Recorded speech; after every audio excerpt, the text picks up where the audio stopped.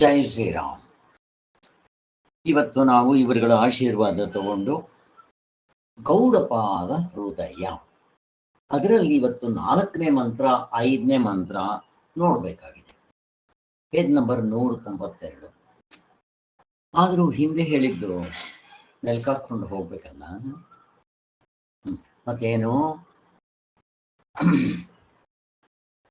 ಹಿಂದೆ ಅದ್ವೈತ ಪ್ರಕರಣದಲ್ಲಿ ಒಟ್ಟು 5 ಪಾಯಿಂಟ್ಗಳು ಇಂಟ್ರೊಡಕ್ಷನ್ ಅಲ್ಲಿ ಹೇಳ್ಬಿಡ್ತಾರೆ. ಮೊದಲನೇ ಮಂತ್ರ ಶುರುವಾಗ ಮೊದಲೇ ಏನದ 5 ಪಾಯಿಂಟು.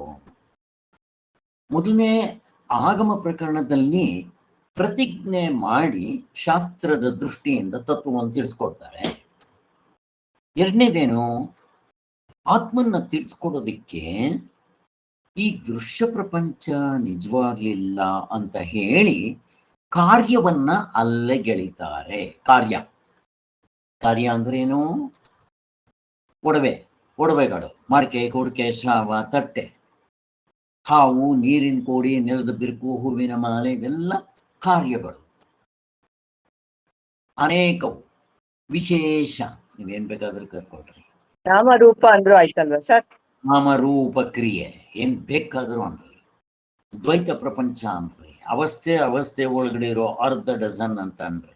ಮತ್ತೆ ಕಾಲ, ದೇಶ, ಕಾರ್ಯ, ಕಾರಣ, ಭಾವ ಅಂತ ಸೇರಿಸ್ಕೊಳ್ರಿ. ಏನ್ ಬೇಕಾದ್ರೂ ಸೇರಿಸ್ಕೊಳ್ರಿ. ಅವಸ್ಥೆಗಳು ಅಂತಂದ್ರೆ ಅವಸ್ಥೆ ಒಳಗಡೆ ಇರೋ 1/2 ಡಜನ್. ಇವುಗಳನ್ನ ನೆಗೆಟ್ ಮಾಡಿದ್ರೇನೆ ನಮ್ಮ ಆತ್ಮತತ್ವದಲ್ಲಿ ನಿಲ್ಲದು. ಅದಕ್ಕೋಸ್ಕರ ಮೊದಲು ಶಾಸ್ತ್ರದಿಂದ ಪ್ರತಿಜ್ಞೆ ಮಾಡಿ ತಿಳಿಸ್ಬಿಟ್ರು. ಎರಡನೇದು ವೈತತ್ಯ ಪ್ರಕರಣದಲ್ಲಿ ಮುಖ್ಯವಾಗಿ ಕಾರ್ಯವನ್ನೇ ಅಲ್ಲಗಳಿತಾ ಬಂದರು. ಕಾರ್ಯ ಇದು ಮೊದಲನೇ ಪಾಯಿಂಟ್ ವೈತತ್ಯ ಪ್ರಕರಣದಲ್ಲಿ. ನೆಕ್ಸ್ಟ್ ಏನ್ ಮಾಡಿದ್ರು? ಕಾರಣವನ್ನು ಅಲ್ಲಗಳೆಯೋದು ಬೇಡವಾ ಅಂತ ಪ್ರಶ್ನೆ ಬಂತು. ಕಾರ್ಯವನ್ನೇ ನಾವು ಅಳಗಡ್ಬಿಟ್ರು. ಕಾರ್ಯ ಅಂದ್ರೆ ಯಾವುದಿಲ್ಲಿ?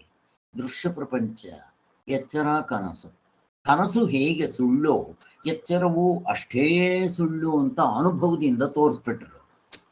ಈ ಕಾರಣವನ್ನ ಅಲ್ಗೆಳಬೇಕಲ್ಲ. ಕಾರಣ ಅಂದ್ರೆ ಯಾವುದು? ನಿದ್ದೆ. ಅದರಲ್ಲಿ ಏನು? ಬೀಜ ರೂಪದಲ್ಲಿರುತ್ತೆ. ನಮ್ಮ ಆತ್ಮನೇನು? ಕಾರ್ಯವೂ ಅಲ್ಲ, ಕಾರಣವೂ ಅಲ್ಲ. ಕಾರ್ಯ ಕಾರಣ ಎಲ್ಲ ದ್ವೈತದಲ್ಲಿರೋದು. ಮಡಕೆ, ಕುಡಿಕೆ, ಶ್ರಾವ ಏನದು? ಕಾರ್ಯ. ಮಣ್ಣು ಕಾರಣ. ಮಣ್ಣೇನು ಆತ್ಮನೇನೋ? ಕಾರ್ಯ ಕಾರಣ ವ್ಯವಹಾರ ದೃಷ್ಟಿಗೆ ಸೇರಿರೋದು. ಒಡವೆ ಏನ್ ತಲೆಗೆ ಹಾಕೊಳ್ಳೋದು, ಕತ್ಗೆ ಹಾಕೊಳ್ಳೋದು, ಸೊಂಟಕ್ಕೆ ಹಾಕೊಳ್ಳೋದು, ಕಾಲ್ಗೆ ಹಾಕೊಳ್ಳೋದು, ಕೈಗೆ ಹಾಕೊಳ್ಳೋದು, ಮೂಗು, ಕಿವಿ, ಏನ್ ಬೇಕಾದ್ರೂ ಹೇಳ್ರಿ. ನಾಮರೂಪ ಕ್ರಿಯೆಗಳು ಹೇಗೆ ತಗೊಂಡ್ಬರ್ತಾರೆ ನೋಡ್ರಿ. ಇದು ಅನೇಕ. ಇದೇನಿದು? ಕಾರ್ಯ. ಕಾರಣ ಏನು? ಚಿನ್ನ. ಅದರಿಂದ ನೀವು ಚಿನ್ನ ವ್ಯವಹಾರ ದೃಷ್ಟಿಯಿಂದ ಸರಿಯಾಗ ಅಲ್ಲಿಗೆ ಚಿನ್ನವೇನೆ ಇಟ್ಕೊಂಡ್ಬೇಡ. ಆತ್ಮ ಅಂತಂದ್ರೆ ಚಿನ್ನವೂ ಕೂಡ ಅನಾತ್ಮವೇ. ದೃಶ್ಯ ಪ್ರಪಂಚದಲ್ಲಿರೋದು. ನಿಮ್ ನಿದ್ದೆಗೆ ಬರಲ್ಲ. ಆದ್ದರಿಂದ ನಿದ್ದೆಯಲ್ಲಿರೋ ಬೀಜ ರೂಪವನ್ನ ಅಲ್ಗೆಳಿಬೇಕಾಗಿದೆ ಅಂತ ಹೇಳಿ 3ನೇ ಪಾಯಿಂಟ್ನಲ್ಲಿ ಅಲ್ಗೆಳೆದ್ರು. 3ನೇ ಪಾಯಿಂಟ್ನಲ್ಲಿ ಕಾರಣವನ್ನು ಅಲ್ಗೆಳೆದ್ರು. ಇನ್ನು 4ನೇ ಪಾಯಿಂಟ್ ಏನು? ಕೃಷ್ಣವೇಣಿಯವರೇ, ನೀವು ಪುಸ್ತಕ ನೋಡ್ಕೊತಾ ಇರೋದ್ರಿಂದ 183ನೇ ಪೇಜ್ನಲ್ಲಿ ಮೇಲ್ ಪ್ಯಾರ. ಈಗ ಕೆಳಗಡೆ ಪ್ಯಾರ ಇದೆ. ಅದರಲ್ಲಿ 4ನೇ ಪಾಯಿಂಟ್ ಏನಪ್ಪಾ ಅಂದ್ರೆ, ಅಲ್ಲ ಸ್ವಾಮಿ, ನೀವು ಕನಸನ್ನ ಸುಳ್ಳು ಅಂತ ಹೇಳಿ ಎಚ್ಚರ ಸತ್ಯ ಅಂತಂದ್ರಿ. ಈಗ ಎಚ್ಚರವನ್ನು ಸುಳ್ಳು ಅಂತ ಹೇಳಿ ನೀವು ಆತ್ಮನ್ ಹೇಳ್ತಾ ಇದ್ದಾರೆ. ಅದರಿಂದ ಅವರು ಶೂನ್ಯವಾದಿಗಳು ಆತ್ಮನ ಒಪ್ಪಲ್ಲ, ಅದು ಸುಳ್ಳು ಅಂತ ಅಂದ್ಬಿಡ್ತಾರೆ. ಮತ್ ನಮಗೂ ಅವ್ರಿಗೂ ವ್ಯತ್ಯಾಸ ಏನಾಯ್ತು? ಕಾರ್ಯವೂ ಸುಳ್ಳು, ಕಾರಣವೂ ಸುಳ್ಳು, ಮತ್ತೆ ಆತ್ಮನೂ ಸುಳ್ಳು ಅಂತ ಅಂದ್ಬಿಡ್ತಾರೆ ಅಂತ ಹೇಳಿ. ಇಲ್ಲ, ಕಾರ್ಯ ಕಾರಣವನ್ನ ಮೀರಿರೋ ಇನ್ನೊಬ್ಬ ಕಾರಣ ಇದ್ದಾನೆ. ಎಲ್ರಿಗೂ ಅಪ್ಪ, ಅವನ ಕಾರಣ ಅಂತ ಕರೀತಾರೆ. ಆದ್ರಿಂದ ಅರ್ಥ ಆಯ್ತಲ್ಲ, ಆತ್ಮನು ಮೊದಲು ಒಬ್ಬನೇ ಇದ್ದನು. ಅವನು ಯೋಚನೆ ಮಾಡಿ ಅನೇಕವಾದನು. ಮತ್ತೆ ಅದನ್ನ ತಲೆ ಇದರಲ್ಲಿ ಎಂಟ್ರಿ ಆದ್ನು ಅಂತ ಕೂಡ ಹೇಳ್ತಾರೆ. ಎಲ್ಲಿ? 3ವರೆಗೂ ಎಲ್ಲ ಹೋಗ್ಬಿಟ್ಟ. ಅದು ಆಮೇಲೆ ಬರುತ್ತೆ ಬಿಡ್ರಿ. ಅಲ್ಲಿಗೆ ಹೆಂಗ್ ಸ್ಟೆಪ್ಸ್ ತಗೊಂಡ್ಬರ್ತಾರೆ ನೋಡ್ರಿ, ಇದು ನಿಮ್ಗೆ ಹೋಲ್ಸೇಲ್ ಆಗಿ ಅರ್ಥ ಆಗ್ಬೇಕು. ಆದ್ರಿಂದ ಇಲ್ಲಿ ಈ ಶೂನ್ಯವಾದಿಗಳು ನಾಗಾರ್ಜುನ ಅವ್ರನ್ನ ಎತ್ತಾಕ. ನೆಕ್ಸ್ಟ್ ಇದನ್ನ ಎತ್ತಾಕ್ಬೇಕಾದ್ರೆ ಇಲ್ಲಿ ಒಂದು ಪ್ರಕ್ರಿಯೆ ಉಪಯೋಗಿಸ್ಕೊಂತಾರೆ, ತರ್ಕ. ಯಾವ ತರ್ಕ ಉಪಯೋಗಿಸ್ತಾರೆ ಅಂತ ಸ್ವಾಮಿಗಳು ಅದರ ಬಗ್ಗೆ ತರ್ಕದ ಸ್ಥಾನ ಹೇಳಿದ್ದಾರೆ. ಅನುಭವ ಗಮ್ಯವಾದ ತರ್ಕ, ಶಾಸ್ತ್ರಯುಕ್ತವಾದ ತರ್ಕ, ನಮ್ಗೆ ಅನುಭವಕ್ಕೆ ಹೊಂದಬೇಕಂತ ತರ್ಕ ಉಪಯೋಗಿಸ್ಬೇಕಿಲ್ಲಿ. ನಿಮ್ಗೆಲ್ಲ ಗೊತ್ತಿದೆ. ಮತ್ತೆ ಇದ್ರಲ್ಲಿ ಇನ್ನೊಂದೇನಪ್ಪಾ ಅಂತಂದ್ರೆ ಅಧ್ಯಾರೋಪವಾದ ನ್ಯಾಯ. ಇಷ್ಟು ಪಾಯಿಂಟ್ ಇಲ್ಲಿ ಇಟ್ಕೋಬೇಕು. ಮತ್ತೆ ಶ್ರುತಿ ಬಿಡ್ಲಿಲ್ಲ, ಶ್ರುತಿ ಹಿಂದೆಗಡೆ ಇರುತ್ತೆ. ಈಗ ವೈದ್ಯತ್ಯ ಪ್ರಕರಣದಲ್ಲಿ ಅಲ್ಲಿ ಲಾಜಿಕ್ ಮುಂದೆ ಇತ್ತು, ದೃಷ್ಟಾಂತ ಮುಂದೆ ಇತ್ತು. ದೃಷ್ಟಾಂತ ಅಂದ್ರೆ ಯಾವುದು? ಅವಸ್ಥೆ, ಅದು ಕನಸು, ಆಮೇಲೆ ಮಾಯೆ, ಆಮೇಲೆ ಗಂಧರ್ವ ನಗರೆ. ಈ ಮೂರು ಕೊಡ್ತಾರೆ ದೃಷ್ಟಾಂತಗಳು. ಅವು ಆಗೋಯ್ತು. ತರ್ಕಸ್ಥಾನ ಕೂಡ ಹೇಳಿದ್ದು ಆಗೋಯ್ತು. ನೆಕ್ಸ್ಟ್ ಈಗ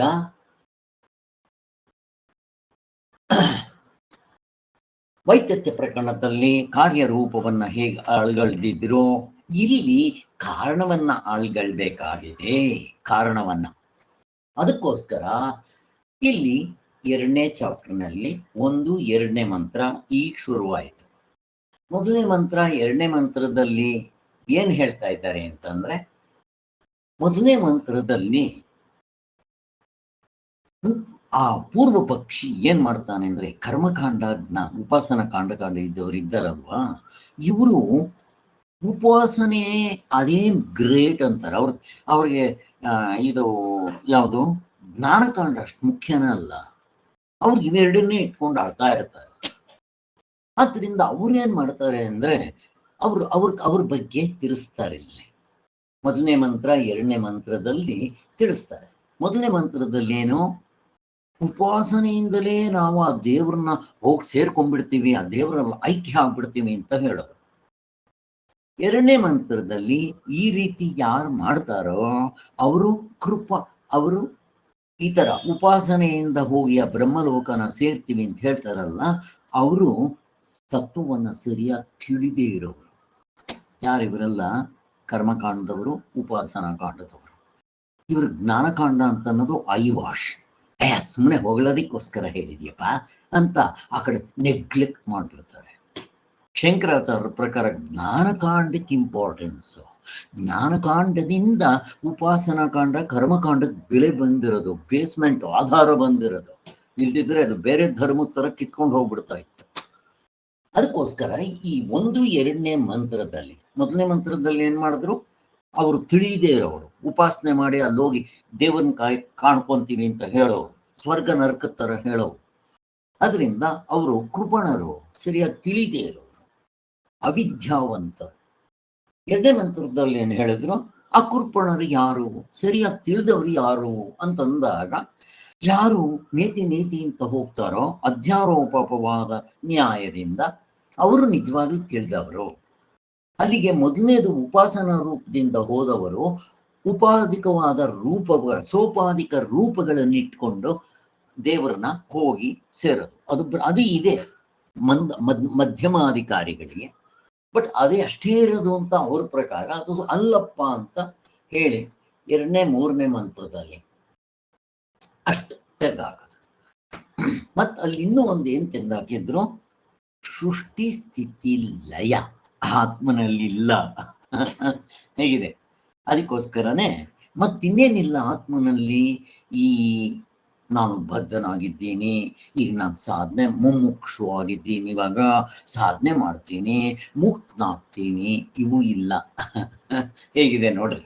ಅದಕ್ಕೆ ಲೌಕಿಕ, ವೈದಿಕ, ಪಾರಮಾರ್ಥಿಕ ಎಲ್ಲವೂ ವ್ಯವಹಾರದಲ್ಲಿರೋದು.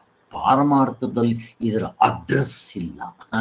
ಪಾರಮಾರ್ಥ ಪುಸ್ತಕ ನೀವು ತೆಗೆದೆ ಅಂತಂದ್ರೆ ಇದಕ್ಕೆ ಎಂಟ್ರಿನೇ ಇಲ್ಲ ಅಲ್ಲಿ. ಏನ್ ಸ್ವಾಮಿ ಸಿಗೋಲ್ಲ, ಎಚ್ಚರದ ಇವೆಲ್ಲ ದೃಶ್ಯ ಪ್ರಪಂಚದಲ್ಲಪ್ಪ. ನಿದ್ದೆಲ್ಲ ಅದ್ರ ಪ್ರಶ್ನೆ ಇದೆಯಾ? ನಿದ್ದೆಲ್ಲಿ ನೀನ್ ಸ್ವಲ್ಪ ಹೇಳಿ ನೋಡ. ಅಯ್ಯೋ, ನಾನು ಬದ್ಧನಾಗಿದ್ದೀನಿ, ಈಗ ನಾನು ಸಾಧನೆ ಮಾಡಿ ಮುಮುಕ್ಷುವಾಗಿ ನಾನು ಮುಕ್ತನಾಗ್ಬೇಕು, ಹೇಳಿ ನೋಡ. ಅನುಭವ. ಆದ್ದರಿಂದ ಮತ್ತೆ ಗಾಢ ನಿದ್ರೆಯಲ್ಲಿದ್ದಾಗ ಈಗ ಸೃಷ್ಟಿಯಾಗಿದೆ, ಹಾಗೇ ಮೇಂಟೈನ್ ಆಗುತ್ತೆ, ಆಮೇಲೆ ಒಂದಿನ ಇಲ್ದಂಗೆ ಆಗುತ್ತೆ. ಸೃಷ್ಟಿ ಸ್ಥಿತಿ ಲಯ ತೋರಿಸ್ರಿ. ಹೋಗ್ಲಿ, ಅದು ಬೇಡಪ್ಪ. ನಾನು ಈಗ ಹುಟ್ಟಿದ್ದೀನಿ, ಬೆಳೀತಾ ಇದ್ದೀನಿ, ಯಾರ ಬದಲಾವಣೆಗಳು ತೋರಿಸ್ರಿ ನೋಡೋಣ. ಏನು? ಜನ್ಮ, ಬಾಲ್ಯ, ಯೌವನ, ವೃದ್ಧಾಪ್ಯ, ಆಮೇಲೆ ವಾರ್ತಕ, ಆಮೇಲೆ ಸಾವು. ಯಾರು ತೋರಿಸ್ರಿ ನೋಡೋಣ. ನಿದ್ದೆಯಲ್ಲಿ ಯಾರಿಗೆ ಅನುಭವ ಆಗತ್ತೆ? ಆಗೋದಿಲ್ಲ. ಹೇಗಿದೆ ನೋಡ್ರಿ. ಅದಕ್ಕೋಸ್ಕರ ಇದು ವ್ಯವಹಾರ ದೃಷ್ಟಿಯಲ್ಲಿ ಅಂತ ಹೇಳಿ, ಉತ್ಪತ್ತಿ, ಪ್ರಳಯ, ಬದ್ಧ, ಮುಕ್ತ ಮುಂತಾದ ಭೇದಗಳು ಪರಮಾರ್ಥವಲ್ಲ, ವ್ಯವಹಾರಿಕ ಅಷ್ಟೇ ಆಗೋಯ್ತು. ಆದ್ದರಿಂದ ಇದೆಲ್ಲ ಉಪಾಸನೆಗೋಸ್ಕರ ವಿಧಿಸಿರೋದು. ಬ್ರಹ್ಮ ಸ್ವರೂಪವು ಬ್ರಹ್ಮದ ಸ್ವಭಾವಕ್ಕೆ ಸೇರಿದ್ದಲ್ಲವೆಂದು ತಾನೇ ಏರ್ಪಡುತ್ತದೆ. ಹಾಗೇನಾಯ್ತು ಕೊನೆಗೆ? ಇಲ್ಲಿ ಕೆಲವರು ತಪ್ಪಭಿಪ್ರಾಯ. ಕೆಲವರು ವೇದಾಂತದಲ್ಲಿ ವಿಧಿಸಿರುವುದು ಉಪಾಸನಾ ರೂಪವಾದ ಜ್ಞಾನವನ್ನೇ, ಇನ್ನು ಕೆಲವರು ಎಲ್ಲ ತಪ್ಪ ಅರ್ಥ ಮಾಡೋದು. ಇವನು ಅವ್ರದ್ದೂ ಕೂಡ ಹೇಳ್ತಾ ಬಂದ್ರು, ಉಪಾಸನೆ ಮಾಡಿಯೇ ಪರಮ ಪುರುಷಾರ್ಥವನ್ನ ಪಡಿಬೇಕು, ಬೇರೆ ದಾರಿ ಇಲ್ಲ ಅಂತ ಇವರೆಲ್ಲ ಹೇಳಕ್ ಶುರು ಮಾಡ್ತಾರೆ. ಇವರು ಈ ರೀತಿ ನಾವು ಬ್ರಹ್ಮವನ್ನು ಅರ್ಥಕೊಂಡು ಆ ಬ್ರಹ್ಮಲೋಕಕ್ಕೆ ಹೋದ್ರೇನೆ ನಮಗೆ ಮೋಕ್ಷ, ಇಲ್ಲದ್ರೆ ಮೋಕ್ಷ ಆಗಲ್ಲ ಅಂತ ಹೇಳೋರು. ಅವ್ರನ್ನೇನಂತ ಕರೀತಾರೆ? ಆ ಥರ ಹೇಳೋವ್ರನ್ನ ಉಪಾಸಕರನ್ನ ಕೃಪಣರು, ಸರಿಯಾಗಿ ತಿಳ್ಕೊಳ್ದೇ ಇರೋರು, ಅವಿದ್ಯಾವಂತರು ಅಂತಾರೆ. ಅದಕ್ಕೆ ಅವರು ಹೇಳ್ತಾರೆ, ಶಾಸ್ತ್ರದಲ್ಲಿ ಬೇಕಾದಷ್ಟು ದೃಷ್ಟಾಂತಗಳು ಕೊಡ್ತಾರೆ. ಏನಂತ ಕೊಡ್ಲಾ? ಶಾಸ್ತ್ರದಲ್ಲಿ, ನಿಮ್ಮ ಶಾಸ್ತ್ರದಲ್ಲೇ ಹೇಳಿರೋದು, ಆತ್ಮನ್ನ ಆಬ್ಜೆಕ್ಟ್ ಮಾಡಿ ತಿಳ್ಕೊಬೇಕು ಅಂತ ಹೇಳಿರೋದು ಕೊಡ್ಲಾ ಅಂತ ಹೇಳಿ ಒಂದು ಲಿಸ್ಟ್ ಕೊಡ್ತಾರೆ. ನೋಡ್ರಿ ಏನಂತ ಕೊಡ್ತಾರೆ ಇಲ್ಲಿ. ನಾನಿವಾಗ 186ನೇ ಪೇಜ್ 2ನೇ ಪ್ಯಾರ ಮಾಡ್ತಾ ಇದ್ದೀನಿ. ನೋಡ್ಕೊಡ್ರಿ. ಎಷ್ಟು ಚೆನ್ನಾಗಿ ಹೇಳ್ತಾನ ಅವನು. ಕರೆಕ್ಟ್ ಅನ್ಸ್ಬೇಕು ನಮ್ಗೆ. ಏನ್ ಹೇಳ್ತಾನ ಅವನು? ಸ್ವಾಮಿ, ನಿಮ್ ಶಾಸ್ತ್ರದಲ್ಲಿ ಹೇಳಿದೆಯಲ್ಲ, ಬ್ರಹ್ಮವನ್ನು ಅರ್ಥಕೊಂಡು ಮಾತ್ರದಿಂದ ಮೋಕ್ಷ ಆಗುವುದೇನು ಶ್ರುತಿಯ ಅಭಿಪ್ರಾಯವಿಲ್ಲ ಎಂದು ವೇದಾರ್ಥ ನಿರ್ಧರಿಸಿರ್ತಾರೆ ಅವನ ಮಕ. ಮತ್ತೆ ಹೆಂಗ್ ಹೇಳ್ತೀಯ ನೀನು ಅಂತ ಕೇಳಿದ್ರೆ ಅವನು ಹೇಳುದು, ಸಾ ಆತ್ಮ ಸಾ ವಿಜ್ಞೇಯ. ನೋಡಿ, ಅವನೇ ಆತ್ಮನು, ಅವನನ್ನ ಅರ್ಥಕೊಳ್ಬೇಕು. ಹೇಗಿದೆ ನೋಡಿ. ನಾನು ಡಾಕ್ಟರ್ ಕೋರ್ಸ್ ಮಾಡಬೇಕು, ನಾನು ಇಂಜಿನಿಯರಿಂಗ್ ಆಗಬೇಕು, ಮಾಡಬೇಕು, ಓದಬೇಕು, ಪಡ್ಕೋಬೇಕು. ಈಗ ನನ್ನ ಹತ್ರ ಇಲ್ಲ, ನಾನು ಪಡ್ಕೋಬೇಕು. ಉಪಾಸನೆ ಮಾಡಬೇಕು, ಕಂಡುಕೊಳ್ಬೇಕು, ಹೋಗಿ ಪಡಿಬೇಕು. ನಿಮ್ಮ ಶಾಸ್ತ್ರದಲ್ಲೇ ಇದೆ. ನಾನು ಅರ್ಥ ಹೇಳ್ತಾ ಇದ್ದೀನಿ. ಶಾಸ್ತ್ರದಲ್ಲಿ ಈ ಶ್ಲೋಕಗಳು ಇದೆ ನೋಡ್ರಿ ಹೇಗಿದೆ. ವಿಜಿಜ್ಞಾಸಿತವ್ಯ, ಮತ್ತೆ ಆತ್ಮತ್ತೇಪೋಪಾಸೀತೆ, ಆಮೇಲೆ ಆತ್ಮವಾ ಅರೆ ದ್ರಷ್ಟವ್ಯೋ ಮಂತವ್ಯೋ ನಿಧಿಧ್ಯಾಸಿತವ್ಯೋ ಎಲ್ಲ ಇದೆಯಲ್ಲ ನಿಮ್ಮ ಇದ್ರಲ್ಲಂತ. ಅವನು ಶಾಸ್ತ್ರ ನಮ್ಗೆ ಹೇಳ್ಕೊಡ್ತಾನ. ಕರೆಕ್ಟಪ್ಪ, ಹೇಳಿದೆ. ಮತ್ತಿದು ಯಾಕೆ ಹಿಂಗೆ ಹೇಳಿದ್ದಾರೆ? ಶ್ರವಣವನ್ನೇ ಮಾಡಬೇಕು ಅಂದ್ರೆ ಏನು? ಕ್ರಿಯೆ ಆಯಿತು. ಆಮೇಲೆ ಮನನವನ್ನೇ ಮಾಡಬೇಕು, ಧ್ಯಾನವನ್ನೇ ಮಾಡಬೇಕು. 3 ಯಾಕೆ ಹೇಳ್ಬೇಕಾಗಿತ್ತು? ಒಂದು ಹೇಳ್ಬಿಟ್ಬಿಡ್ಬೇಕಾಗಿತ್ತು. ನೋಡಿದ್ರ ನಿಮ್ಮದ್ರೆಲ್ಲ ಮೋಕ್ಷ ಆಗಲ್ಲ. ಅದಕ್ಕೆ ಮನನ ಹೇಳಿದ್ದು, ಆಮೇಲೆ ಧ್ಯಾನ ಹೇಳಿದ್ದು. ನಿನ್ನ ಮಕ ಉತ್ತಮಾಧಿಕಾರಿ, ಮಧ್ಯಮಾಧಿಕಾರಿ, ಅಧಮಾಧಿಕಾರಿ 3 ಜನ ಇರ್ತಾರೆ. ಉತ್ತಮಾಧಿಕಾರಿ ನಚಿಕೇತಂತರ ನಿಂತ್ಕೊಳ್ಳೋರಿಗೆ ಶ್ರವಣನೇ ಸಾಕು. ನೀನು ಸಾಧನೆ ಮಾಡೋ ಅವನು ಉತ್ತಮಾಧಿಕಾರಿ ತರ ಆಗು. ಅಂತಃಕರಣ ಸ್ವಚ್ಛವಾಗಿ ಮಾಡ್ಕೊಂಡಿದೀಯಾ? ಇಲ್ಲ. ಅದಕ್ಕೆ ತತ್ವಮಸಿ ಶ್ವೇತಕೇತು ಅಂದಾಗ ಇವನಿಗಿಂತ ಸೆಕೆಂಡು ಮಧ್ಯಮಾಧಿಕಾರಿ. ಅವನು 9 ಸಲ ಅವರಪ್ಪ ಹೇಳ್ಕೊಟ್ಟ ಮೇಲೆ ತಿಳ್ಕೊಂಬಿಟ್ಟ. 12 ವರ್ಷಗಳ ಕಾಲ ಗುರುಕುಲದಲ್ಲಿದ್ದ ಅವನು, ಇನ್ನೂ ಮದುವೆ ಮಾಡ್ಕೊಂಡಿಲ್ಲ, ಬ್ರಹ್ಮಚರ್ಯ ಪಾಲನೆ ಮಾಡಿದವನು. ಅವನಿಗೆ ಅವರಪ್ಪ 9 ಸಲ ಬೇರೆ ಬೇರೆ ರೀತಿಯಲ್ಲಿ ಹೇಳಿದ್ಮೇಲೆ ಮುಕ್ತ ನಿಧಿಧ್ಯಾಸನ ಅದು ಆಗದೆ ಇದ್ರೆ ಇನ್ನ ಮಂದಮಾಧಿಕಾರಿಗಳು, ಇದ್ರಲ್ಲಿ ಬೇರೆ ಮಂದಮಾಧಿಕಾರಿಗಳು, ಶ್ರವಣ ಮನನ ಧ್ಯಾನ ಮಂದಮಾಧಿಕಾರಿಗಳು, ಉತ್ತಮ, ಮಧ್ಯಮ, ಮಂದಮ. ಇನ್ನು ಅಲ್ಲಿ ಬೇರೆ ಇದ್ದಾರೆ. ಎಲ್ಲಿ ಶ್ರವಣದಿಂದ ಆಗದೆ ಇರೋರಿಗೆ, ಅಲ್ಲಿ ಉಪಾಸನೆಯಿಂದ ಅದು ಆಗದೆ ಇರೋರಿಗೆ ಕರ್ಮಕಾಂಡ ಅಲ್ಲಿ ಬೇರೆ ಇದೆ, ಅದು ಬೇರೆ ಮೆಥಡ್. ಇಲ್ಲಿ ಈ ತರ ಅರ್ಥ ಆಗ್ತಾ ಇರ್ಬೇಕು ನಿಮ್ಗೆ. ಇಷ್ಟು ಅವರು ಹೇಳೋದು. ಇನ್ನು ಮೊದಲನೇ ಶ್ಲೋಕದ ಅಭಿಪ್ರಾಯ,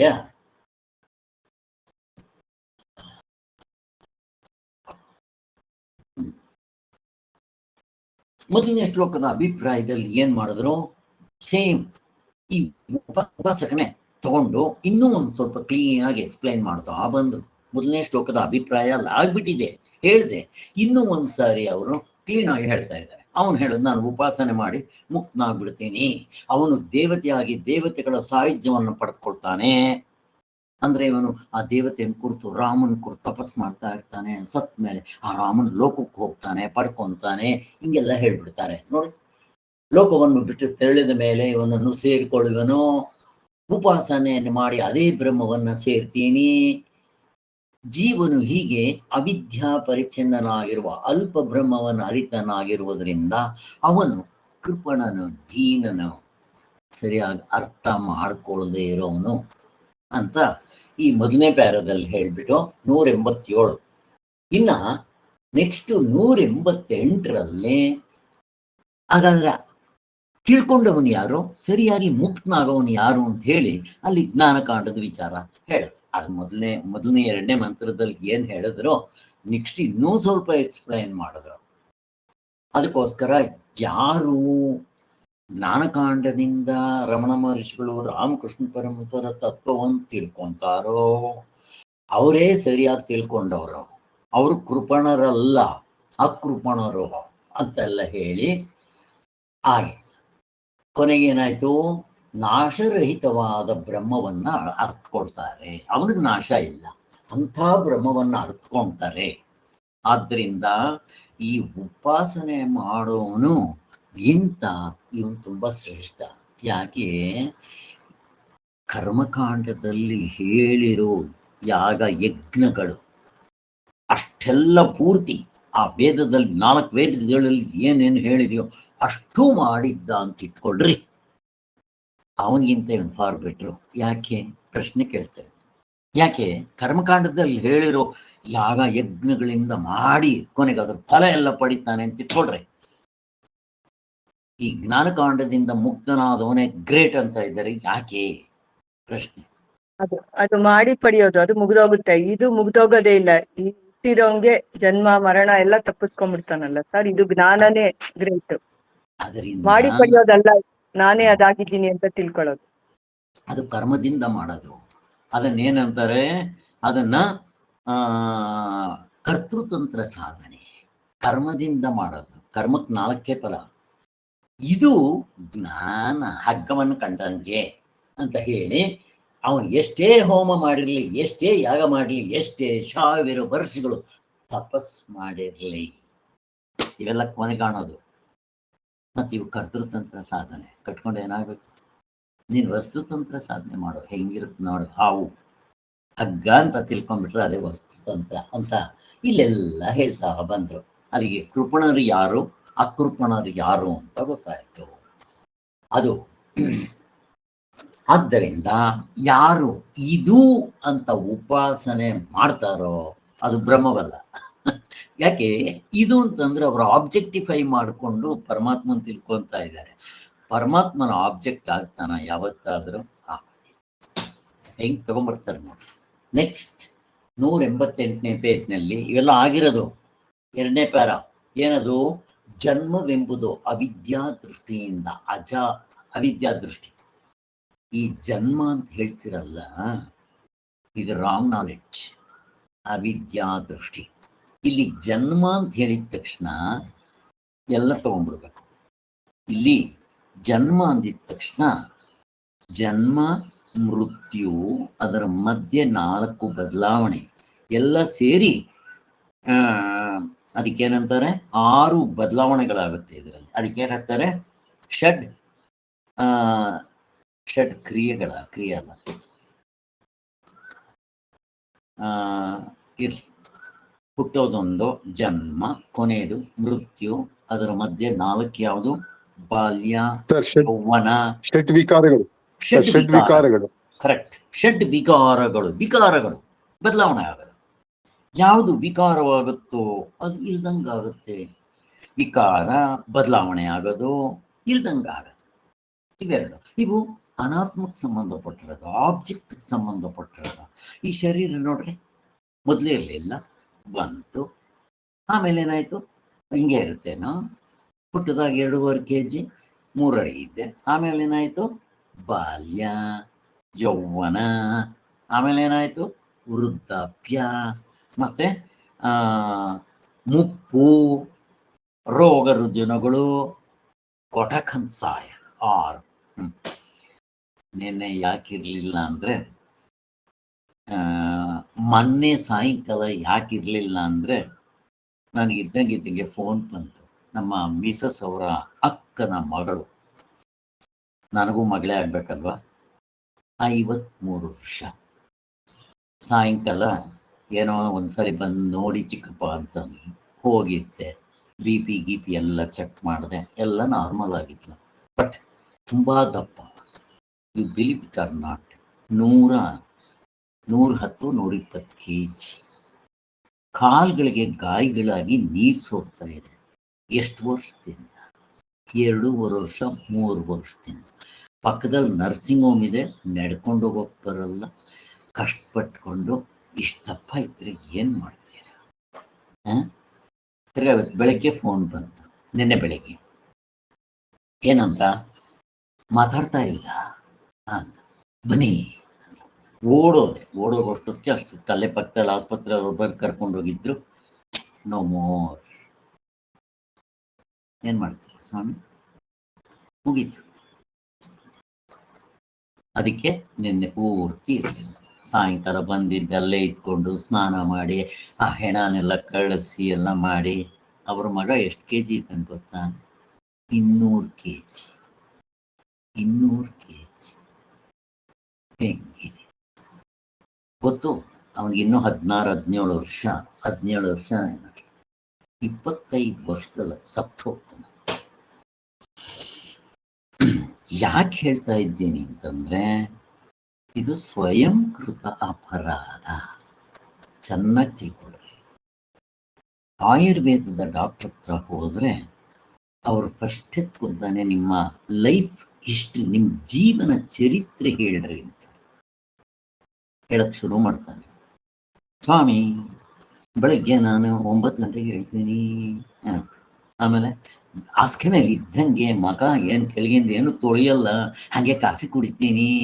ಆಮೇಲೇನು ಎದ್ದೆ ಅಂತ ಮಾಡಿಕೊಂಡು ಕೊನೆಗೆ ಅಲ್ಲಿ ಚೆನ್ನಾಗಿ ತಿನ್ಕೊಂಡು ಆಫೀಸ್ಗೆ ಹೋಗ್ತೀನಿ. ಅಲ್ಲಿ ಒಂದು ಸಿಗರೇಟು ಎಲ್ಲ ಸೇರಿಕೊಂಡು ಅಲ್ಲಿ ಇನ್ನೊಂದು 2-3 ಸಾರಿ ಕಾಫಿ ಕುಡಿತೀನಿ. ಮಧ್ಯಾಹ್ನ ಅಲ್ಲೆಲ್ಲ ಜಂಕ್ ಫುಡ್ ತಿಂತೀನಿ. ಸಾಯಂಕಾಲ ಬರ್ತೀನಿ, ತಿರ್ಗಿ ಅವು ಇವು ತಿನ್ಕೊಂಡು ಬರ್ತೀನಿ. ಮನೇಲಿ ತಿರ್ಗಾನೇನ ತಿಂತೀನಿ, ರಾತ್ರಿ ತಿಂತೀನಿ, ಆಮೇಲೆ ಮಾಡ್ಕೊತೀನಿ. ಅವ್ರು ಹೇಳಿದ ತಕ್ಷಣ ಆಯುರ್ವೇದದವರು ಇದಕ್ಕೊಂದು ಹೆಸರು ಕೊಡ್ತಾರೆ, ಗೊತ್ತಾ? ಸ್ವಯಂಕೃತ ಅಪರಾಧ. ಸ್ವಯಂಕೃತ ಅಂದ್ರೆ ನಾವು ಮಾಡಿಕೊಂಡು. ದಯವಿಟ್ಟು ನಾನು ಹೇಳ್ತೀನಿ, ಇದೊಂದು ವೆಹಿಕಲ್ ಇದ್ದಂಗೆ. ಮೋಕ್ಷ ಪಕ್ಕಕ್ಕೆ ಎತ್ತಿಡ್ರಿ.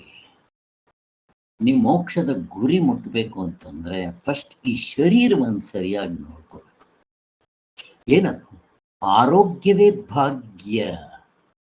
ಆರೋಗ್ಯದ ಭಾಗ್ಯದ ಮುಂದೆ ನಿಮ್ಗೆ ಎಷ್ಟು ಕೋಟಿಗಳಿದ್ರೆ ತಗೊಂಡೋಗಿ ನೆಕ್ಕೊಂತೀವೇನೋ, ನೋಟ್ ತಿಂತೀವೇನೋ, ಚಿನ್ನ ತಿಂತೀವೇನೋ, ತಿನ್ನೋದು ಇಷ್ಟ ಅನ್ನ. ಆದ್ದರಿಂದ ದೇವರು ಕೊಟ್ಟಿರೋ 24 ಗಂಟೆಯಲ್ಲಿ 1 ಗಂಟೆ ಈ ದೇಹಕ್ಕೋಸ್ಕರ ಮೀಸಲಾಗಿರಪ್ಪ. 1 ಗಂಟೆ. ನಾನು ಈ ಕ್ಲಾಸ್ ಆಗಿದ ತಕ್ಷಣ 1 ಗಂಟೆ ಮೇಲೆ ಯೋಗ ಮಾಡ್ತೀನಿ, ಎಕ್ಸರ್ಸೈಸ್ ಮಾಡ್ತೀನಿ. ಒಂದು ಅರ್ಧ ಗಂಟೆ, 1 ಗಂಟೆ ಪ್ರಾಣಾಯಾಮ ಮಾಡ್ತೀನಿ. ಯಾಕೆ ಬೆಳಿಗ್ಗೆ ಮಾಡಲ್ಲ ಅಂದರೆ, ಬೆಳಿಗ್ಗೆ ಎದ್ದಿದ ತಕ್ಷಣ ನಾನು ಇದ್ರ ಮುಂದೆ ಕೂತ್ಕೊಂಡು 3 ಗಂಟೆಗೆ ಹೇಳಿ, ಇವತ್ತು ಬೆಳಿಗ್ಗೆ 6 ಗಂಟೆಗೆ ಎದ್ದಿದ್ದು. 6 ಗಂಟೆಗೆ 6 ಗಂಟೆಯಿಂದ 10 ಗಂಟೆವರೆಗೆ ಇದ್ರ ಮುಂದೆನೇ ಕೂತಿದ್ದೆ. ಮತ್ತೇನಾಯಿತು? ಈಗ 11 ಗಂಟೆಗೆ ನಿಮ್ಗೆ ಶುರುವಾಗುತ್ತೆ. 1 ಗಂಟೆವರೆಗೂ ಹೀಗೆ ಹತ್ತತ್ರ ಎಷ್ಟು ಗಂಟೆ ಆಯಿತು. ಅದಾದ ಮೇಲೆ ನಾನು ಬೆಳಗ್ಗೆ ಹೊತ್ತು ನಾನು ಈ ಸಮಯನ ಯೋಗ ಗೀಗ ಮಾಡೋಕ್ಕೆ ನನಗೆ ಇಷ್ಟ ಇಲ್ಲ. ಸಾಯಂಕಾಲ ಮಾಡೋಣ ಅಂದರೆ ನಿಮ್ದು 7 ಗಂಟೆಗೆ ಸ್ಟಾರ್ಟ್ ಆಗುತ್ತೆ. ಮೊದಲು 6 ಗಂಟೆ 7 ಗಂಟೆಗೆ ತಿರ್ಗ ನನಗೆ ಅಕಸ್ಮಾತ್ ನನ್ನ ಹೆಂಡ್ತಿನ ಅಲ್ಲಿ ಕರ್ಕೊಂಡ್ಬೇಕು, ಪಾರ್ಕ್ ಹೋಗ್ಬೇಕು, ಏನೋ ಅಂತ ಹೇಳ್ತಾ ಇರ್ತಾರೆ. ಇದು ಬೇರೆ ಆಗುತ್ತೆ. ಯಾಕೆ ಹೇಳ್ತಾ ಇದ್ದೀನಿ ಅಂದರೆ, ದೇವರು ಕೊಟ್ಟಿರೋ 24 ಗಂಟೆಯಲ್ಲಿ 1 ಗಂಟೆ ನಿಮ್ಮ ದೇಹಕ್ಕೋಸ್ಕರ ದಯವಿಟ್ಟು ಮೀಸಲಾಗಿ ನಾನು ರಿಕ್ವೆಸ್ಟ್ ಮಾಡ್ಕೊಂಡು. ಇಲ್ದಿದ್ರೆ ಏನಾಗುತ್ತೆ ಅಂದರೆ, ಈಗಿನ ಹಾಸ್ಪಿಟ್ಲ್ಗಳು ಕಾಯಿಲೆ ಕಸಾಲೆಗಳು ತಿಂದಾಕ್ಬಿಡ್ತಾರೆ ನಿಮ್ಮನ್ನ. ಅವಳು ಮನೆಯಲ್ಲೇ ಸತ್ತೋಗ್ಬಿಟ್ಟಿದ್ದಾಳೆ, ನನಗೆ ಫೋಟೋ ತೋರಿಸಿದ್ರು, ಮಾತಾಡ್ತಾ ಇಲ್ಲ. ನಾನು ಅನ್ಕೊಂಡೆ ಮೋಸ್ಟ್ಲಿ ಸ್ಟ್ರೋಕ್ ಆಗಿದೆ ಅಂತ. ಕಣ್ ತೆಗೆದಿದ್ಲು. ಕೊನೆಗೆ ಏನಾಯಿತು, ನಾನು ಇಲ್ಲಿಂದನೇ ಆ ಪಕ್ಕದ ಹಾಸ್ಪಿಟ್ಲಿಗೆ ಫೋನ್ ಮಾಡಿದೆ. ಯಾಕೆಂದ್ರೆ ನಾನು ಇಲ್ಲಿಂದ ಹೋಗೋಷ್ಟೊತ್ತು ಒಂದು ಅರ್ಧ ಗಂಟೆ ಆಗುತ್ತೆ. ಅದಕ್ಕೋಸ್ಕರ ಅವ್ರದ್ದು 2nd ಬ್ಲಾಕ್ 7th ಬ್ಲಾಕ್ ಇರೋದಲ್ಲಿ ಏನು ಟ್ರಾಫಿಕ್ಕು ಗೀಫಿಕ್ ಎಲ್ಲ ಹೋಗ್ಬೇಕಲ್ಲ. ಇದ್ದಂಗೆ ನಾನು ಮಿಸ್ಸಸ್ ರೆಡಿ ಆಗಬೇಕಲ್ಲ, ರೆಸ್ಟ್ ರೂಮ್ ಇವು ಮುಗಿಸ್ಕೊಂಡು ನಂದೆಲ್ಲ ಆಗ್ಬಿಟ್ಟಿತ್ತು. ಏನಾದ್ರೆ ಅದಕ್ಕೋಸ್ಕರ ಅಲ್ಲಿ ಫೋನ್ ಮಾಡಿ ಇಮಿಡಿಯೇಟಾಗಿ ಯಾರ ಡಾಕ್ಟರ್ ಕರ್ಸ್ಲಿ ಅಂತಂದರೆ ಅವ್ರ ಮನೆಗೆ ಬಂದು ನೋಡಿದ್ದಾರೆ. ಅಲ್ಲೇ ಹೋಗ್ಬಿಟ್ಟಿದ್ದಾಳೆ. ಅವರೇ ಹೇಳ್ತಾರೆ, ಇನ್ನೊಬ್ರು ಜೂನಿಯರ್ ಡಾಕ್ಟರ್ ಹತ್ರ ಎಲ್ಲ ಎನ್ಕ್ವೈರಿ ಮಾಡಿದ್ರೆ ಆ ಪೀಪಿಲರಿ ರಿಯಾಕ್ಷನ್ ಎಲ್ಲ ನಾವು ನೋಡ್ತೀವಿ. ನಿಮ್ಗೆ ಇನ್ನೊಂದು ಸಾರಿ ಯಾರಾದರೂ ಹೇಳ್ಕೊಡ್ತೀನಿ, ದಯವಿಟ್ಟು ನನಗೆ ಜ್ಞಾಪಕ ಮಾಡಿರಿ, ಡೆಮೋ ಮಾಡ್ತೀನಿ. ಇದು ಎಲ್ಲರೂ ತಿಳ್ಕೊಬೇಕು. ಏನಂತ ಸಿಂಪಲ್ ಇದು. ಮನೆಯಲ್ಲಿ ಯಾರಿಗೂ ಆಗೋದು ಬೇಡ. ಮನೆಯಲ್ಲಾಗಲಿ ಅಕ್ಕಪಕ್ಕದಾಗಲಾಗಲಿ ಸತ್ತು ಹೋಗ್ಬಿಟ್ಟಿದ್ದಾರೆ ಅಂದರೆ ಗಾಬರಿ ಪಡಬೇಡ್ರಿ. ಫಸ್ಟ್ ಡಾಕ್ಟರ್ ಹತ್ರ ಹೋಗ್ಬೇಕು. ಮೊದಲು ನಿಮ್ಗೊಂದು ಸಿಂಪಲ್ ಟೆಕ್ನಿಕ್, ಸತ್ತಿದ್ದಾರ ಇಲ್ವಾ ತಿಳಿಸ್ಕೊಡೋದಕ್ಕೆ ವೆರಿ ಸಿಂಪಲ್ ಟೆಕ್ನಿಕ್ ನನಗೆ ಯಾವಾಗಲಾದರೂ ಹೇಳ್ರಿ, ಹೇಳ್ಕೊಡ್ತೀನಿ. ಹತ್ರ ಬಂದಾಗ ನನಗೆ ನಮ್ಮ ಆಶ್ರಮಕ್ಕೆ ಬಂದಾಗಲೂ ಎಲ್ಲಾದರೂ ಕೇಳಿ ದಯವಿಟ್ಟು ಎಲ್ಲರೂ ತಿಳ್ಕೊಬೇಕು. Very simple. ನಾನು ತೋರಿಸ್ಕೊಡ್ತೀನಿ. ಕೊನೆಗೆ ಏನಾಯಿತು, ಅವ್ರ ಮನೆಗೆ ಬಂದರು, ನೋಡಿದ್ರು, ಸತ್ತೋಗ್ಬಿಟ್ಟಿದ್ದಾರೆ. ಅವ್ರ ಜೂನಿಯರ್ ಡಾಕ್ಟರ್ ಹೇಳಿದ್ರು, ಸರ್ ಅಲ್ಲೇ ಪೀಪುಲರ್ ರಿಯಾಕ್ಷನ್ ನೋಡಿದ್ವಿ, ಏನೂ ಇರಲಿಲ್ಲ ಅಂತ. ಮತ್ತು ನಿಮ್ಮ ಆಸ್ಪತ್ರೆಗೆ ಯಾಕೆ ಕರ್ಕೊಂಬಂದ್ರಿ, ಟ್ಯೂಬ್ ಯಾಕೆ ಹಾಕಿದ್ರಿ, ಅಲ್ಲಿ ಎಷ್ಟು ಬಿಲ್ ಮಾಡಿದ್ರು ಗೊತ್ತಾ? ವಿತಿನ್ ಹಾಫ್ ಆನ್ ಅವರ್ ಅದು 1 ಅವರ್. ನಾನು ಹಾಸ್ಪಿಟ್ಲಿಗೆ ಹೋಗೋಷ್ಟೊತ್ತಿಗೆ ಅಲ್ಲೇ ಫೋನ್ ಮಾಡಿದೆ. ಅವರು ಪೀಪುಲರ್ ರಿಯಾಕ್ಷನ್ ಇಲ್ಲ ಅಂದರು. ನಮ್ಮ ನೆಂಟರೊಬ್ಬರು ಅಲ್ಲಿದ್ದರು. ಅದಕ್ಕೆ ನಾನು ಹೇಳಿದೆ, ಸತ್ತೋಗ್ಬಿಟ್ಟಿದ್ರೆ ನೀವು ಇನ್ನೇನು ಟ್ರೀಟ್ಮೆಂಟ್ ಕೊಟ್ಬಿಡ್ರಿ, ಎಲ್ಲ ಡಿಸ್ಕನೆಕ್ಟ್ ಮಾಡಿರಿ. ICUಗೆ ಹಾಕ್ಬಿಟ್ಟಿದ್ದಾರೆ. ಅವಾಗ ಬಿಲ್ ಎಷ್ಟು ಗೊತ್ತಾ? ಜಸ್ಟ್ 1 ಅವರ್ ಒಳಗೆ 8 ರಿಂದ 9 ನಾನು ಹೋಗೋಷ್ಟು 37,000 ಯಾರಪ್ಪಂದು. ನಾನು ಹೋಗಿದ್ದಿದ್ರೆ ಸೇರಿಸ್ತಾನೆ ಇರಲಿಲ್ಲ. ಯಾಕೆ ಹೇಳ್ತಾ ಇದ್ದೀನಿ ಗೊತ್ತಾ? ಎಲ್ಲಿ ನೋಡಿದ್ರು ಕರಪ್ಷನ್. ಡಾಕ್ಟರ್ಗಳನ್ನ ತಗೊಂತೀರಾ, ನಿಮ್ಮನ್ನು ರಕ್ತ ಹೀರ್ದಂಗೆ, ಸೊಳ್ಳೆಗಳು ರಕ್ತ ಹೀರ್ದಂಗೆ ಹಣ ಹೀರಾಕ್ಬಿಡ್ತಾರೆ. ಈಗೆಲ್ಲ ಮಾಡ್ತಾರೆ. ಮತ್ತೇನು ಮಾಡಬೇಕು? ಮತ್ತು ನನ್ನ ಕೈನಲ್ಲಿ ಏನಿದೆ? ಯಾಕಿಲ್ಲ? ನಮ್ಮ ಕೈನಲ್ಲಿ ಏನಿದೆ ಅಂತ ಕೇಳಿದ್ರೆ ಏನು ಮಾಡಬೇಕು? ಕಲ್ಪನಾ ಏನು ಮಾಡಬೇಕಮ್ಮ? ನಮ್ಮ ಕೈನಲ್ಲಿ ಏನಿದೆ? ಹಾಗಾದ್ರೆ ಅದೇ ಬಂದರೆ ಹೋಗ್ಬೇಕಲ್ಲ. ಎಕ್ಸೈಸು ಪ್ರಾಣಾಯಾಮ ಮಾಡ್ಕೊಬಹುದು ಸರ್. ಮತ್ತೆ ಅದು ನಮ್ಮ ಕೈನಲ್ಲಿದೆ. ಆಹಾರ ಕಡಿಮೆ ಮಾಡ್ಕೊಬೇಕು. ಆಹಾರ ತಿನ್ನೋದು, ಎಕ್ಸೈಸು, ಚೆನ್ನಾಗಿ ವಾಕಿಂಗು ಎಲ್ಲ ಮಾಡ್ಬೇಕು. ಅಷ್ಟೇ ಸರ್ ನಮ್ಮ ಕೈಲಿ ಇರೋದು. ಮಾಡಬೇಕು. ನಿಮ್ಮ ಕೊನೆ ಉಸಿರಿರೋವರೆಗೂ ಕೂತ್ಕೋಬೇಡ್ರಿ. ಕೃಷ್ಣವೇಣಿ ಅವ್ರಿಗೆ ಸರಿಯಾಗಿ ನಡೆಯೋಕ್ಕೆ ಕಷ್ಟ ಆಗುತ್ತೆ. ಅವ್ರಿಗೆ ಫ್ರ್ಯಾಕ್ಚರ್ ಆಗಿದೆ, ಬ್ಯಾಕ್ ಪೇನ್ ಇದೆ. ಇಲ್ಲಿ ಸಾಯಂಕಾಲದ ಹೊತ್ತು ನಡೀತಾ ಇರ್ತಾರೆ. ನಮಗೆ ಸಿಗ್ತಾರೆ, ನಮ್ಮ ಮನೆ ಹತ್ರನೇ ಇರೋದು. ಬೇರೆಯವ್ರನ್ನ ನಾನು ನೋಡೋಕ್ಕಾಗಲ್ಲ. ಶ್ರೀಧರ್ ಅವರು ಅವ್ರ ಮನೆಯಲ್ಲೇ ಎಕ್ಸರ್ಸೈಸ್ ಮಾಡ್ತಾರೆ. ಶ್ರೀಧರ್ ಅವರೇ, ನಾನು ಹೇಳೋದು ಸಾಲದು. ನಾನು ಹೇಳೋದು ನೀವು ಜಿಮ್ಗೂ ಹೋಗ್ಬೇಕು. ನಾನು ಗೋಪಾಲ್ಗೂ ಹೇಳ್ತಾ ಇದ್ದೆ, ಕೇಳಲಿಲ್ಲ. ಇಲ್ಲ ಸರ್, ನಾನು ಮನೇಲಿ ಮಾಡ್ಕೊಂಡು 12 ವರ್ಷಗಳ ಕಾಲ ನೀವು ಜಿಮ್ಗೆ ಹೋಗ್ರಿ. 12 ವರ್ಷ ನಾನು ಕೇಳೋದು. ಆಮೇಲೆ ನೋಡ್ರಿ, ನೀವು ಹೋಗ್ಬೇಕಾಗಿಲ್ಲ. ನೀವು ಯೋಗ ಬಿಡಲ್ಲ. 12 ವರ್ಷಗಳ ಕಾಲ ಯಾರು ಹೋಗಿದ್ದೀರ? ನಾನು ಹತ್ತತ್ರ ಮೊನ್ನೆವರೆಗೂ ಹೋಗ್ತಾ ಇದ್ದೆ, ಇವಾಗ ಹೋಗಲ್ಲ. ಮೊನ್ನೆವರೆಗೂ ಜಸ್ಟ್ ಒಂದು 2 ಇಯರ್ಸ್ ಬ್ಯಾಕ್ ಕೂಡ, 3 ಇಯರ್ಸ್ ಬೇಕೋ 4 ಇಯರ್ಸ್ ಬ್ಯಾಕ್, ಓಂಕಾರ ಅಂತ ಅಂದ್ಬಿಟ್ಟು ಅವರು BK ಸಾಯಿಂಗರ್ ಶಿಷ್ಯರು ಅಂತ ಅವ್ರ ಕ್ಲಾಸ್ಗೆ ಹೋಗಿದ್ದೆ 6 ತಿಂಗಳು. ಅವ್ರು ಏನು ಹೇಳ್ಕೊಡ್ತಾರೆ ನಮ್ಗೆ ಎಷ್ಟೇ ಗೊತ್ತಿದ್ರು ಕಲ್ತ್ಕೊಳ್ಳೋರ ಹತ್ರ ಅಲ್ಲಿಗೆಲ್ಲ ಹೋಗ್ತಾ ಇದ್ದೆ. ಈಗ ನನಗೆ ಸಮಯ ಇಲ್ಲ, ಮನೇಲಿ ನಾನು ಮಾಡ್ಕೊತೀನಿ, ಬೇಕಾದಷ್ಟು ಆಯ್ತು. ದಯವಿಟ್ಟು 1 ಗಂಟೆ 1.5 ಗಂಟೆ ಮೀಸಲಾಗಿದೆ. ಯಾರು ದಪ್ಪ ಇದ್ದಾರೋ, ಪ್ರತಿಭಾ ಮನೇಲಿ ಮಾಡ್ತಾರೋ ರೆಗ್ಯುಲರ್ ಆಗಿ. ಈ ಸಾರಿ ಕೂಡ ರಥಸಪ್ತಮಿ ದಿನ ನಾನು 140 ಸೂರ್ಯ ನಮಸ್ಕಾರ ಹಾಕಿದೆ ಈ ಸಾರಿ ಕೂಡ. ಈಗ ನನಗೆ ವಜ್ರಾಸನಲ್ಲಿ ಕೂತ್ಕೊಳ್ಳೋಕೆ ಆಗೋದಿಲ್ಲ. ಚಿಕನ್ ಗುನಿಯಾ ಬಂದು ಆವಾಗ್ಲಿಂದ ಆಗಲ್ಲ. ಮೊದಲು 1 ಗಂಟೆ ಕೂತ್ಕೊಂತಾ ಇದ್ದೆ, ನೀವೇ ಸಾಕ್ಷಿ ಇದ್ದೀರ. ವಾರದಲ್ಲಿ 1 ದಿನ ಪ್ರಾಣಾಯಾಮ. ಮೊದಲ ಬಂದು ಬೆಳಗ್ಗೆ ಕೂತ್ಕೊಂಡ್ರೆ ತಿರ್ಗಾ 1 ಗಂಟೆವರೆಗೂ ಕಾಲ್ ಬದಲಾವಣೆ ಮಾಡ್ತಾ ಇರಲಿಲ್ಲ. ವಜ್ರಾಸನದಲ್ಲಿ ಕೂತ್ಕೊಂತಾ ಇದ್ದೆ 45 ಮಿನಿಟ್ಸ್ ಟು 1 ಅವರ್. ಈಗ ನನಗೆ ವಜ್ರಾಸನದಲ್ಲಿ ಕೂತ್ಕೊಳ್ಳೋಕೆ ಆಗೋದಿಲ್ಲ, ಚಿಕನ್ ಗುನಿಯಾ ಆದಾಗಲಿಂದ. ಹೇಗಿದೆ ನೋಡ್ರಿ, ಏನು ಮಾಡಕ್ ಬರಲ್ಲ. ಆದರೂ ಕೆಲವು ಮಧ್ಯದಲ್ಲಿ ಕಾಯಿಲೆಗಳು ಬರುತ್ತೆ, ಬರೋದಿಲ್ಲ ಅಂತಂದಿಲ್ಲ. ನನಗೆ ಬಂದಿದ್ದ ಕಾಯಿಲೆ ಏನು, ಎಲ್ಲ ನವೆ, ಮೈಯೆಲ್ಲ ಕೆರ್ಕೋಬೇಕು. ಏನು ಕೆರ್ ಗಾಯಗಳಾಗ್ಬಿಟ್ಟು ನನ್ನ ಚರ್ಮ ನೋಡ್ಬೇಕು. ಆಯುರ್ವೇದ ಹತ್ರ ಹೋದ ವಾಸಿ ಆಯ್ತು. ಯಾರು ಯೋಗ ಎಕ್ಸರ್ಸೈಸ್ ರೆಗ್ಯುಲರ್ ಆಗಿ ಮಾಡ್ತಾರೋ ಅವಾಗ ಈ ಪ್ರಾರಬ್ಧದಿಂದ ಕೆಲವು ಕಾಯಿಲೆಗಳು ಬರುತ್ತೆ. ಇದು ಪುರುಷ ಪ್ರಯತ್ನ, ನಾವು ಮಾಡ್ಬೇಕಾಗಿರೋದು ನಮ್ಮ ಕೈನಲ್ಲಿ ಇದೆ. ಟಕ್ ಹಿಂಗ್ ಚಿಟಿಕೆ ಹೊಡೆಯೋಷ್ಟರಲ್ಲಿ ವಾಸಿ ಮಾಡ್ಕೋಬೋದು. ಮೈಸೂರು ಡಾಕ್ಟರ್ ಹತ್ರ ಹೋದೆ, ನಮ್ಗೊಬ್ಬರು ಮೈಸೂರು ಆಯುರ್ವೇದ ಡಾಕ್ಟರ್ ಗೊತ್ತಿದ್ದಾರೆ.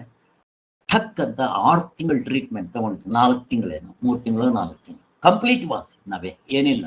ಇದು ನಮ್ಮ ಇಂಗ್ಲಿಷ್ ಮೆಡಿಸಿನ್ಸ್ನಲ್ಲಿ ಹೋದ್ರೆ ನೋ ಟ್ರೀಟ್ಮೆಂಟ್. ಕೋಲ್ಡ್ ಸೀಸನ್ನಲ್ಲಿ ದಿನ ಕೋಲ್ಡ್ ಕ್ರೀಮ್ ಹಚ್ಚಿರಿ, ಅದು ಎಷ್ಟದು 2,000 ರೂಪಾಯಿ ಒಂದು ಬಾಟ್ಲು. ದಟ್ ಮುಂಡೆದು 2,000 ರೂಪಾಯಿ ಕೊಟ್ಟು ಕೋಲ್ಡ್ ಕ್ರೀಮ್ ಹಚ್ಬೇಕಂತೆ. ಯಾಕೆ ನಮ್ದು ಎಣ್ಣೆ ಇಲ್ವೇನೋ, ಕೊಬ್ಬರಿ ಎಣ್ಣೆ ಹರಳೆ ಎಣ್ಣೆ ನಾನು ಹಚ್ತಾ ಇರಲಿಲ್ಲ. ಇಬ್ಬರು ಡಾಕ್ಟರ್ಗಳ ಹತ್ರ ಹೋದ್ರು ಇದೆ, ಅವ್ರಿಗೆ ಪಾಪ ಗೊತ್ತಿರೋದು ಅದು, ಅವ್ರನ್ನ ಏನೂ ಮಾಡೋಕೆ ಬರಲ್ಲ. ಮೈಸೂರು ಡಾಕ್ಟರ್ ಹತ್ರ ಹೋದೆ, ಅವ್ರೇನೋ ಆಯುರ್ವೇದ ಕೊಟ್ಟರು, ಮಾತ್ರೆಗಳು ಅದೇ ಏನೋ. ನಾನು ಎಣ್ಣೆ ಹಚ್ಕೊತಾ ಇದ್ದೆ, ಕಂಪ್ಲೀಟ್ ಕ್ಲೋಸ್ ಬರುತ್ತೆ. ಇದು ಕೆಲವು ಸ್ವಯಂಕೃತ ಅಪರಾಧದಿಂದ ಬರುತ್ತೆ. ಇದು ನಾನು ಮಾಡ್ಕೊಂಡಿರೋದಲ್ಲ. ಏಜ್ ಫ್ಯಾಕ್ಟರ್, ಏನು ಮಾಡಕ್ ಬರಲ್ಲ. ಏಜ್ ಫ್ಯಾಕ್ಟರ್, ವಯಸ್ಸಾದ್ಮೇಲೆ ಹೇಗೆ ಕೂದಲು ಬೆಳ್ಳಗಾಗುತ್ತೋ, ನಿಮ್ಮ ಮಖದ ಸ್ಕಿನ್ ಸುಕ್ಕು ಬರುತ್ತೋ, ಹಾಗೆ ನಿಮ್ಮ ದೇಹದಲ್ಲಿ ಶಕ್ತಿ ಕುದ್ದುತ್ತೆ. ಬಟ್ ನನಗೆ 75 ವರ್ಷ ಆದರೂ ನನಗೆ ಯಾವತ್ತೂ ನನಗೆ ವಯಸ್ಸಾಗಿದೆ ಅಂತ ಅನ್ಸಿಲ್ಲ ಇಲ್ಲಿವರೆಗೂ. ನಮ್ಮ ಮಹಾರಾಜೇ ಹೇಳ್ತಾ ಇದ್ರು, ಅವರು ಸಾಯಕ್ಕೆ 6 ತಿಂಗಳಿದೆ ಅಂತ ಅನ್ನೋವರೆಗೂ I am young and energetic, ನನಗೆ ವಯಸ್ಸಾಗಿದೆ ಅಂತ ಅನ್ಸಲ್ಲ ಅಂತ ಹೇಳ್ತಾ ಇದ್ದಾರೆ. 6 ತಿಂಗಳು 1 ವರ್ಷ 2 ವರ್ಷ ನನ್ಗೆ ಇವಾಗಲೇನು ಅನ್ನಿಸ್ತಾ ಇಲ್ಲ. I am quite hale and healthy. ಕುಣಿತೀನಿ, ಜಿಗಿತೀನಿ, ಶೂಸ್ ಹಾಕ್ಕೊಂಡು ಓಡ್ತೀನಿ. ನನ್ನ ಹತ್ರ ಬೇಕಾದಷ್ಟಿದೆ, ನೋಡಿದ್ದೀರಲ್ಲ ನನಗೆಲ್ಲ. ಅವುಗಳನ್ನ ಮಾಡ್ತೀನಿ, ಹೂಪ್ ಮಾಡ್ತೀನಿ. ಈಗಲೂ ಮಾಡಬೇಕು. ಯಾವಾಗಲೂ ಹೆಲ್ತಿಯಾಗಿರ್ರಿ, ಎಕ್ಸರ್ಸೈಸ್ ಬಿಡಬೇಡಿ. ಆಮೇಲೆ ನನಗೆ ಮಧ್ಯದಲ್ಲಿ ನಿಮಗೆ ಗೊತ್ತಿರಬೇಕು, ನನಗೆ ಇದು ನನ್ನ wrong posture. Most of the joint pains ಬರೋದು ಈಗ ಕತ್ ನೋವು ಮತ್ತು ಈ ಸೊಂಟ ನೋವು ರಾಂಗ್ ಪೋಸ್ಚರ್. ನಾವು ಕೂತ್ಕೊಳ್ಳೋದ್ರಲ್ಲಿ ಹೆಚ್ಚು ಕಡಿಮೆ ಆದರೆ ಬರುತ್ತೆ. ನೀವೇನೇ ಯೋಗ ಮಾಡ್ರಿ, ನಾನು ಯೋಗ ಮಾಡ್ತಾ ಇದ್ರು ನನಗೆ ಇವೆರಡು ಆಗಿದ್ದು. ಒಂದು ಏಜ್ ಫ್ಯಾಕ್ಟರ್ ಬಿಟ್ಬಿಡಿ, ಕ್ಯಾಟ್ರಾಕ್ಟ್ ಏಜ್ ಫ್ಯಾಕ್ಟರ್. ಇವಾಗ ಕಿವಿ ಕೇಳಿಸಲ್ಲ, ಬಟ್ ಇದಾಕೊಂಡ್ರೆ ನಂಗೆ ಸ್ಪಷ್ಟವಾಗಿ ಕೇಳುತ್ತೆ. ನನಗೆ ಇದ್ದಿದ್ದು ಒಳ್ಳೇದು ಅಂತ ನಾನು ಮಿಸಸ್ ಗಲಾಟೆ. ನಾವು ಹೇಳಿದ್ರೆ ನಿಮ್ಗೆ ಕೇಳಿಸಲ್ಲ ಅಂತಾರೆ. ಒಂದು ಕಿವಿ ಕೇಳಿಸುತ್ತೆ, ಇನ್ನೊಂದು ಅಷ್ಟು ಚೆನ್ನಾಗಿ ಕೇಳಿಸಲ್ಲ. ಅವ್ರು ಮಿಷನ್ ತಗೊಳ್ತ ಗಲಾಟೆ. ಇವೆಲ್ಲ ಏಜ್ ಫ್ಯಾಕ್ಟರ್, ಏನು ಮಾಡೋದು ಬರಲ್ಲ. ಯಾಕೆ ಹೇಳ್ತೀನಿ ಅಂತಂದ್ರೆ, ಅಟ್ಲೀಸ್ಟ್ ನಮ್ಮ ಕೈನಲ್ಲಿ ಆಗೋಷ್ಟು ನಾವು ಕೆಲಸ ಮಾಡ್ತಾ ಇರಬೇಕು, ಎಷ್ಟಾದ್ರೆ ಅಷ್ಟು. ತುಂಬ ತಿಳ್ಕೊಳ್ರಿ. ನಾನು ನಿಮಗೆ ಯಾಕೆ ಇದು ಇಂಪಾರ್ಟೆಂಟ್ ಆಗಿರೋದನ್ನ ನಾನು ಹೈಲೈಟ್ ಮಾಡ್ತಾ ಇದ್ದೀನಿ. ಈಗ ನಿಮ್ಮ ಮನೇಲಿ ಬಾವಿ ಇದೆ ಅಂತ ಇಟ್ಕೊಳ್ರಿ, 6 ತಿಂಗಳು ನೀರು ಸೇರ್ಬೇಡಿ. ಏನಾಗುತ್ತೆ? ಪ್ರಶ್ನೆ ಕೇಳ್ತಾ ಇದ್ದೀನಿ, ಏನಾಗುತ್ತೆ? ಧೂಳು ಎಲ್ಲ ಸೇರ್ಕೊಂಡು. ಆಮೇಲೆ ನಿಮ್ಮ ಮನೇಲಿ ಸೈಕಲ್ ಇದೆ, 6 ತಿಂಗಳು ಉಪಯೋಗಿಸ್ಬೇಡ್ರಿ, ಸುಮ್ಮನೆ ಮೂಲೆಯಲ್ಲಿ ಇಟ್ಬಿಡ್ರಿ. ಏನಾಗುತ್ತೆ? ಕರ್ಕರ ಶಬ್ದ ಮಾಡುತ್ತೆ ಸರ್, ತುಳಿಯಕ್ಕಾಗಲ್ಲ. ತುಕ್ಕಿಡಿಯುತ್ತೆ. ನೀರು ನೀವು 6 ತಿಂಗಳು ಸೇರ್ಲಿಲ್ಲ ಅಂತಂದ್ರೆ ಅದು ಕೊಳೆಯಕ್ಕೆ ಶುರುವಾಗುತ್ತೆ. ನೀರು ನೀವು ತೆಗೆದಷ್ಟು ಒಳಗಡೆಯಿಂದ ಫ್ರೆಶ್ ವಾಟರ್ ಬರ್ತಾ ಇರುತ್ತೆ. ಈಗ ಆಮೇಲೆ ಇದಿರುತ್ತಲ್ಲ ಗಾಳಿ, ಆ ನೀರು ಸೇರೋದು ಕೀಚ್ ಅನ್ನಕ್ಕೆ ಶುರು ಮಾಡುತ್ತೆ. ನೀವು ದಿನ ನೀರು ಸೇರ್ತಾ ಇರ್ರಿ, ದಿನ ಸೈಕಲ್ ಉಪಯೋಗಿಸ್ತಾ ಇರ್ರಿ, ಎಣ್ಣೆನೇ ಹಾಕ್ಬೇಡ್ರಿ, ಶಬ್ದ ಮಾಡಲ್ಲ, ಏನು ಮಾಡಲ್ಲ. ಹೆಂಗಿದೆ? ಯಾಕೆ ಕೊಡ್ತಾ ಇದ್ದೇನೆ ಈ ದೃಷ್ಟಾಂತ? ಯಾರಿಗಾದ್ರೂ ಅರ್ಥ ಆಯ್ತಾ? ಯಾಕೆ ಕೊಡ್ತಾ ಇದ್ದೇನೆ ಈ ದೃಷ್ಟಾಂತ ನಾನು? ಶರೀರ ಚೆನ್ನಾಗಿ ನೋಡ್ಕೊಬೇಕು ಅಂತ. ಬಾವಿ ಮತ್ತು ಸೈಕಲ್ಗೆ ಬ್ಲಡ್ ಸರ್ಕ್ಯುಲೇಷನ್ ಇಲ್ಲ. ಇದೆಯಾ ಬ್ಲಡ್ ಸರ್ಕ್ಯುಲೇಷನ್? ಇಲ್ಲ. ಅಂಥದ್ದನ್ನೇ ನೀವು 6 ತಿಂಗಳು ಉಪಯೋಗಿಸದೆ ಇಟ್ರೆ ಕೀಚ್ ಅನ್ನೋದಕ್ಕೆ ಮತ್ತೆ ಕೀಲ್ಗಳೆಲ್ಲ ಕೆಟ್ಟೋಗೋದಕ್ಕೆ ಪಾಸಿಬಿಲಿಟೀಸ್ ಇದ್ದಾಗ ನಿಮ್ಮ ದೇಹದಲ್ಲಿ ಬ್ಲಡ್ ಸರ್ಕ್ಯುಲೇಷನ್ ಇದೆ. ನೀವು ತಿಂದ ಆಹಾರದ ಅಂಶ ಮತ್ತೆ ನೀವು ಕುಡಿದಂಥ ಗಾಳಿ, ಆಕ್ಸಿಜನ್ ತಗೊಂಡೋಗಿ ಪ್ರತಿಯೊಂದು ಸೆಲ್ಗೂ ತಗೊಂಡೋಗಿ ಕೊಡಬೇಕು. ಅದಕ್ಕೆ ಬ್ಲಡ್ ಸರ್ಕ್ಯುಲೇಷನ್ ಇದೆ. ಈ ಬ್ಲಡ್ ಸರ್ಕ್ಯುಲೇಷನ್ ಹೆಂಗಾಗುತ್ತೆ? ಈಗ ತಾನೆ ಅವ್ರ ಮನೇಲಿ ಹೇಳಿದ್ನಲ್ವಾ, ಯಾಕೆ ಅವ್ರಿಗೆಲ್ಲ ಹಂಗಾಗಿದ್ದು? ಮಗಳು ಅವರು 100 kg, ಅವ್ರ ಅಕ್ಕ ಅವಳು 100 kg, 90 kg 100 kg. ಅವಳ ಅಕ್ಕ 50ನೇ ವರ್ಷಕ್ಕೆ ಸತ್ತು ಹೋಗ್ಬಿಟ್ರು. ಈ ಸಾರಿ ತಂಗಿ 53ಕ್ಕೆ ಸತ್ರು. ಯಾಕೆ ಗೊತ್ತಾ? ಅವ್ರ ತಾಯಿ ತಿನ್ರಿ ಎಕ್ಸರ್ಸೈಸ್ ಮಾಡಬೇಡ್ರಿ, ಅಲ್ಲಾಡೋದಿಲ್ಲ ಕೆಲವು. ಅವ್ರು ಎಷ್ಟು ಹೇಳಿದ್ರು ಕೇಳೋದಿಲ್ಲ. ಏನ್ ಮಾಡ್ತಾರೆ? ಅವ್ರ ಮಗ 200 kg, 180. ಹೆಂಗಿದ್ದಾನೆ ಗೊತ್ತಾ ನಿಮ್ಗೆ? ಫೋಟೋ ತೋರಿಸ್ತೀನಿ ನೋಡಿ. ಅವನು 25 ವರ್ಷದ ಮೇಲೆ ಬದುಕಲ್ಲ, ಗೊತ್ತು ನಮ್ಗೆಲ್ಲ. ಈಗಲೂ ಅವನು ದಿನಕ್ಕೆ 500 ರೂಪಾಯಿ ಕೊಡ್ಬೇಕಂತ. 500 ರೂಪಾಯಿ ಖರ್ಚಿಗೆ. SLCನೇ ಓದ್ತಾ ಇದ್ದಾನೆ, ಅಥವಾ PUCನೇ.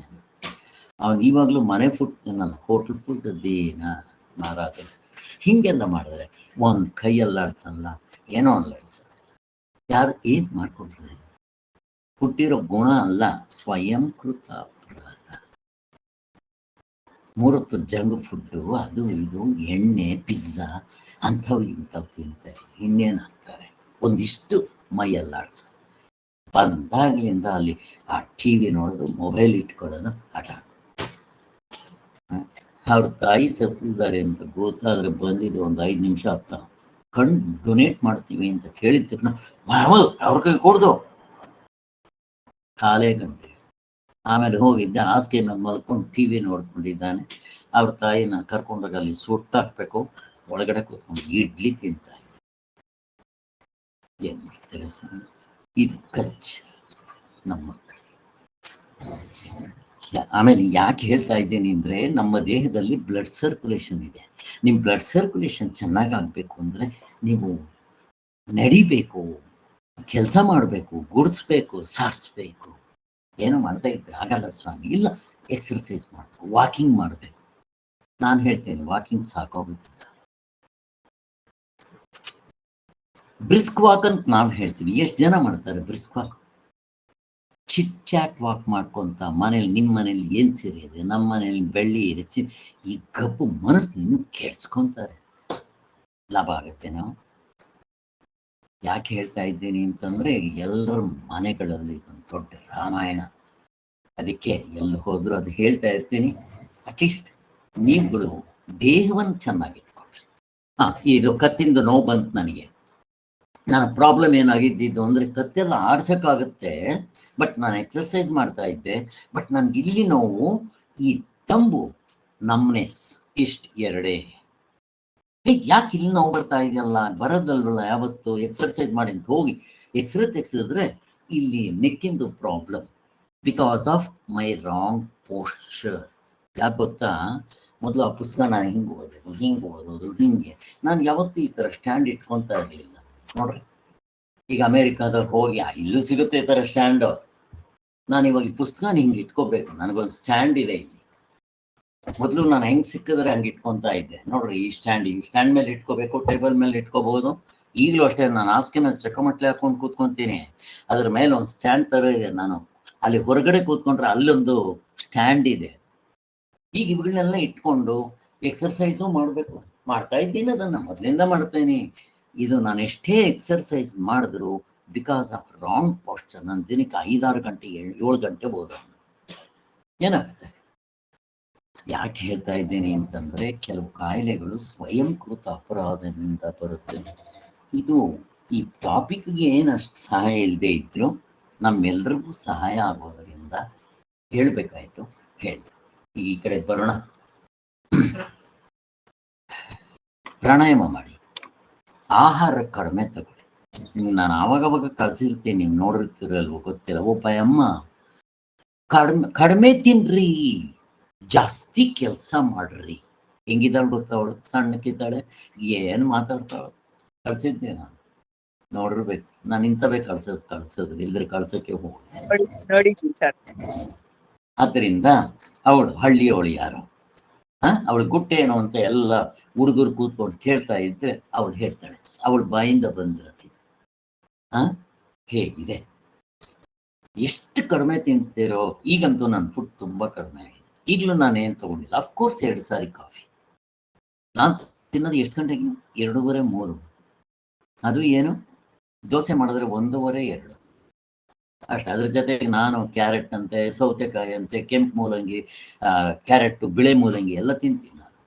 ಮತ್ತು ಮೊಳಕೆ ಕಾಳು, ಸೊಪ್ಪು ತರಕಾರಿ, ಕೊತ್ತಂಬರಿ, ಟೊಮೆಟೊ, ಅದಕ್ಕೆಲ್ಲ ಖಾರ ಗೀರ ಹಾಕೊಂಡು ಫಸ್ಟ್ ತಿಂದ್ಬಿಡೋದು.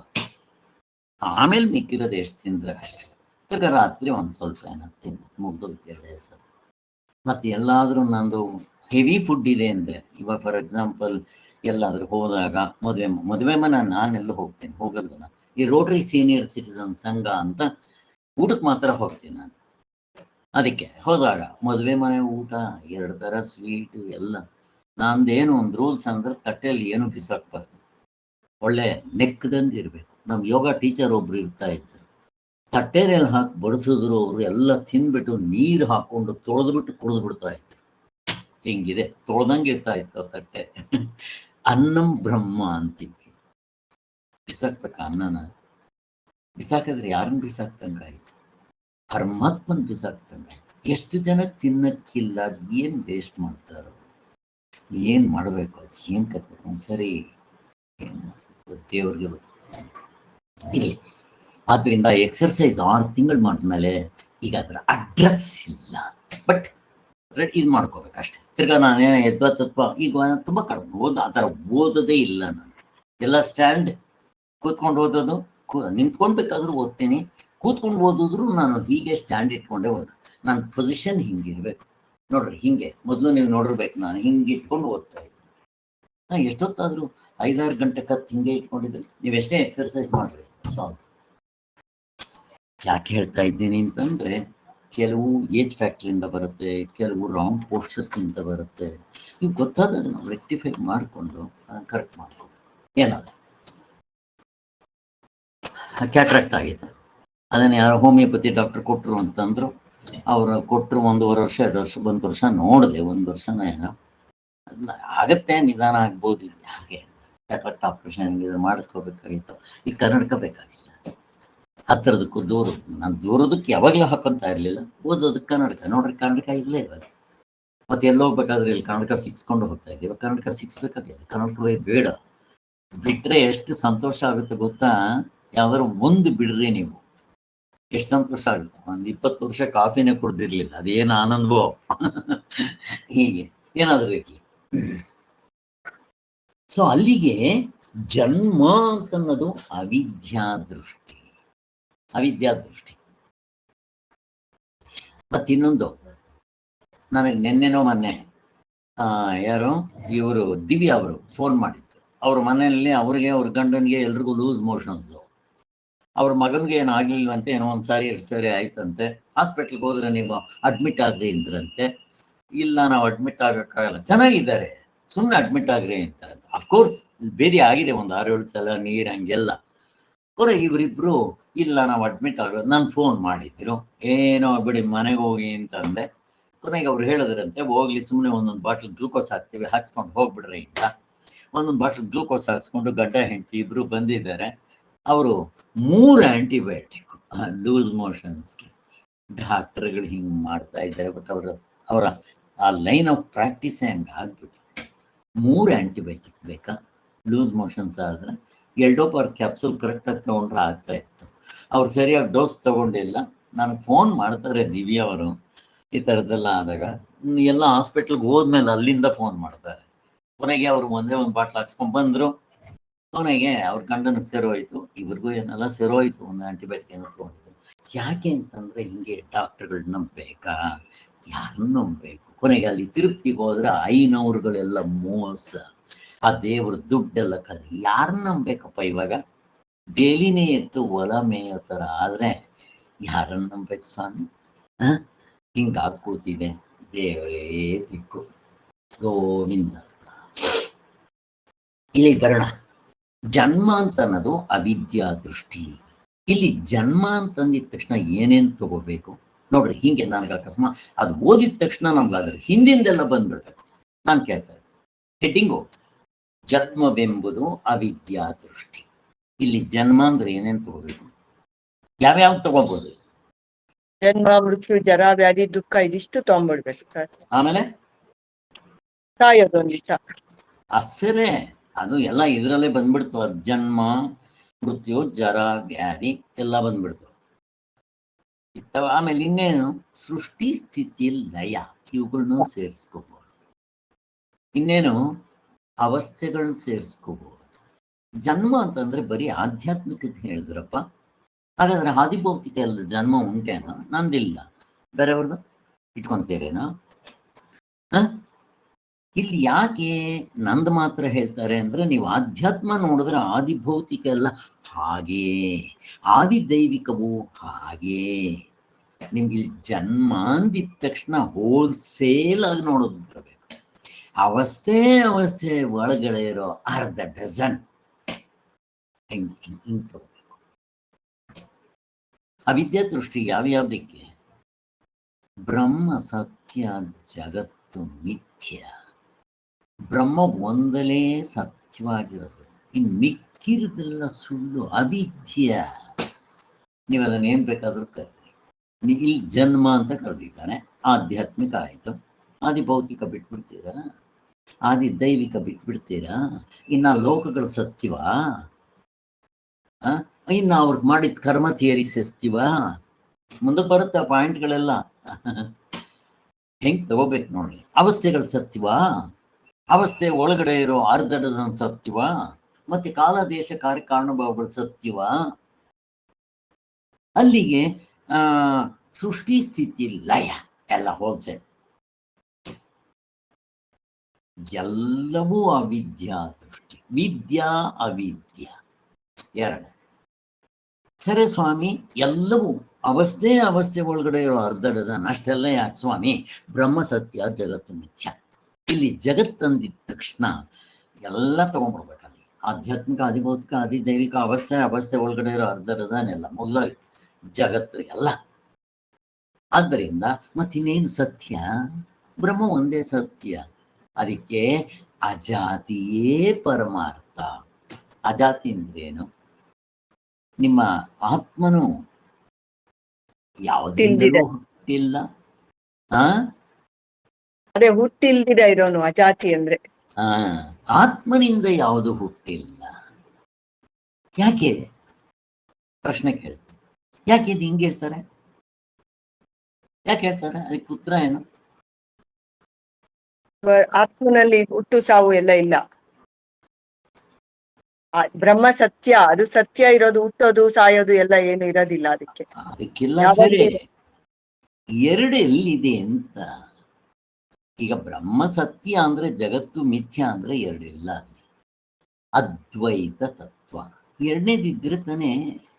ಎರಡಿದ್ರೆ ಇದರಿಂದ ಅದು ಹುಟ್ಟು, ಅದರಿಂದ ಇದು ಹುಟ್ಟು ಹೇಳ್ಬೇಕು. ಎರಡು ಇಲ್ಲಿವೆ, ಅದ್ವೈತ ಫಿಲಾಸಫಿ. ಅಲ್ಲಿ ಹೇಳ್ಬೇಕಾಗದೇ ಇಲ್ಲ. ನಾವು ವ್ಯವಹಾರದಲ್ಲಿರೋದ್ರಿಂದ ನಮ್ಗೆ ಪರಮಾರ್ಥ ಗೊತ್ತಿಲ್ಲ, ಇದೇ ಸತ್ಯ.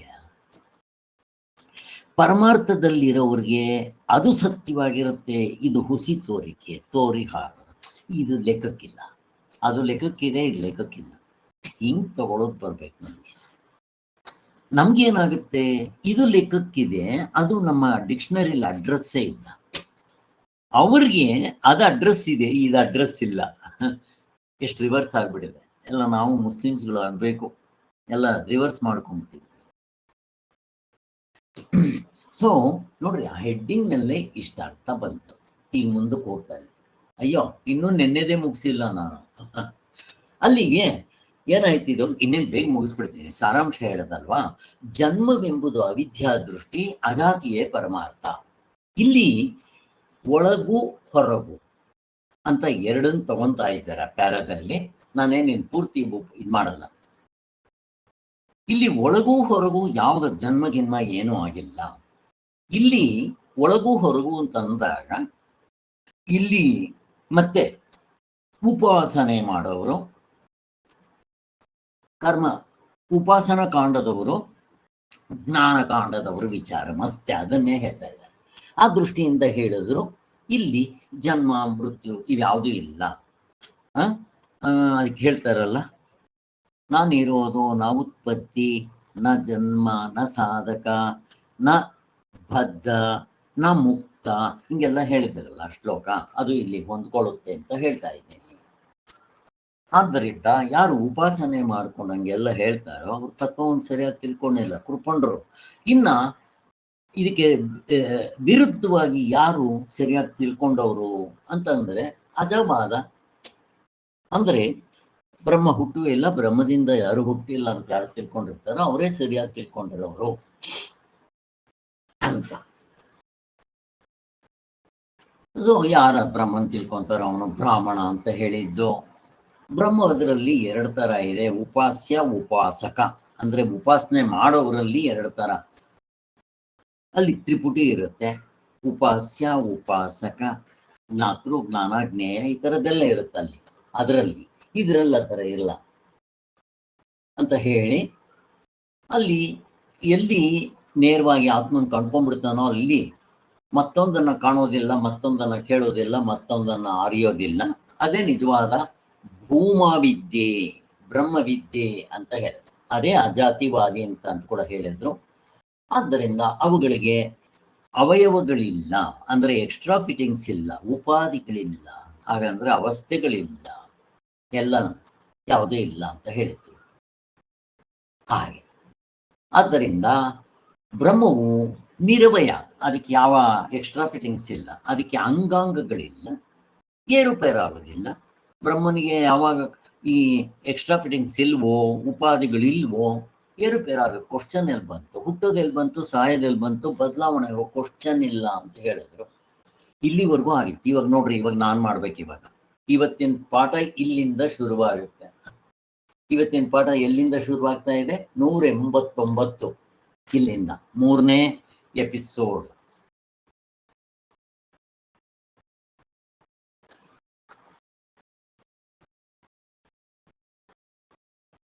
ಅಯ್ಯೋ, ಏನು ಇನ್ನು 3ನೇ ಎಪಿಸೋಡ್, ಏನು ಇಷ್ಟು ನಿಧಾನವಾಗಿ ಹೋಗ್ತಾ ಇದ್ದೇನೆ? ಇದು ಆಗೋಗ್ಬಿಟ್ಟಿದೆ, ಇದನ್ನು ಹೇಳಬೇಕು. ಇಲ್ಲಿ ಒಬ್ಬ ಶಂಕೆ ಎತ್ತುತ್ತಾನೆ, ಇದು ಕೂಡ ಮೊನ್ನೆ ಆಗ್ಬಿಟ್ರದು, ಇವತ್ತಿಂದಲ್ಲ ಟಾಪಿಕ್ ಇದು. ಏನದ ಅವನ ಶಂಕೆ ಅಂತಂದ್ರೆ, ಅವನು ಮತ್ತೆ ಎಲ್ಲ ಕೋಟ್ಗಳು ಮಾಡಿದ್ದೆ ಹೇಳ್ತಾ ಇರ್ತಾನೆ, ಯಾವುದು ಓದೋದಿಲ್ಲ. ಅವನ ಒಂದು ಕ್ವಶನ್ ಏನಪ್ಪಾ ಅಂದ್ರೆ, ಅಲ್ಲ ಸ್ವಾಮಿ, ಜನ್ಮ ಇಲ್ಲ ಅಂತ ಹೇಳ್ಬಿಡ್ತೀರಾ, ಇವೆಲ್ಲ ಅದು ಹೇಗೆ ಒಪ್ಕೊಳ್ಳೋಕ್ಕಾಗದಿಲ್ವೇ ಅಂತ ಅವನು ಕೇಳ್ತಾ ಇದ್ದಾನೆ. ಇದಕ್ಕೆ ಪರಿಹಾರ ಏನಪ್ಪಾ ಅಂತಂದ್ರೆ, ಅಪ್ಪ ನಿನಗೆ ಜನ್ಮಗಳು ಇದೆ, ಇವೆಲ್ಲ ಏರುಪೇರಿದೆ ಅಂತ ಅನ್ನೋದು ಅವಿದ್ಯಾ ದೃಷ್ಟಿ, ರಾಂಗ್ ನಾಲೆಡ್ಜ್. ಹುಟ್ಟು ಬಂತೆ ತೋರ್ತಾ ಇರುತ್ತೆ. ಹೇಗೆ ನೋಡು, ಹಾವು ಅಂತ ಅನ್ಕೊಂಡಿದ್ದೀಯಾ, ಹಗ್ಗ ಅಂತ ಗೊತ್ತಾದಾಗ ಹಗ್ಗದಿಂದ ಹಾವು ಹುಟ್ಟಿತ್ತೇನೋ, ಅದರ ಹಾಗೆ ಅಂತ ದೃಷ್ಟಾಂತ ಎಲ್ಲ ಕೊಟ್ಟರು. ಹಾಗೆ ಕಣ್ಣಿನ ದೋಷದಿಂದ 1 ಚಂದ್ರ 2 ಚಂದ್ರ ಕಾಣ್ಬೋದು, 2 ಚಂದ್ರ ಇದ್ದಾರೇನೋ. ನೀನು ಕಣ್ಣು ಆಪರೇಷನ್ ಮಾಡಿಸ್ಕೊಂಡ್ರೆ 2 ಕಾಣೋದಿಲ್ಲ, ಒಂದೇ ಕಾಣ್ತಾರೆ. ಅಲ್ಲಿ ಸರಿಯಾಗಿ ಟಾರ್ಚ್ ಹಾಕಿ ನೋಡಿದ್ರೆ ಹಗ್ಗ ಅಂತ ಗೊತ್ತಾದ್ಮೇಲೆ ಹಾವಿರಲ್ಲ.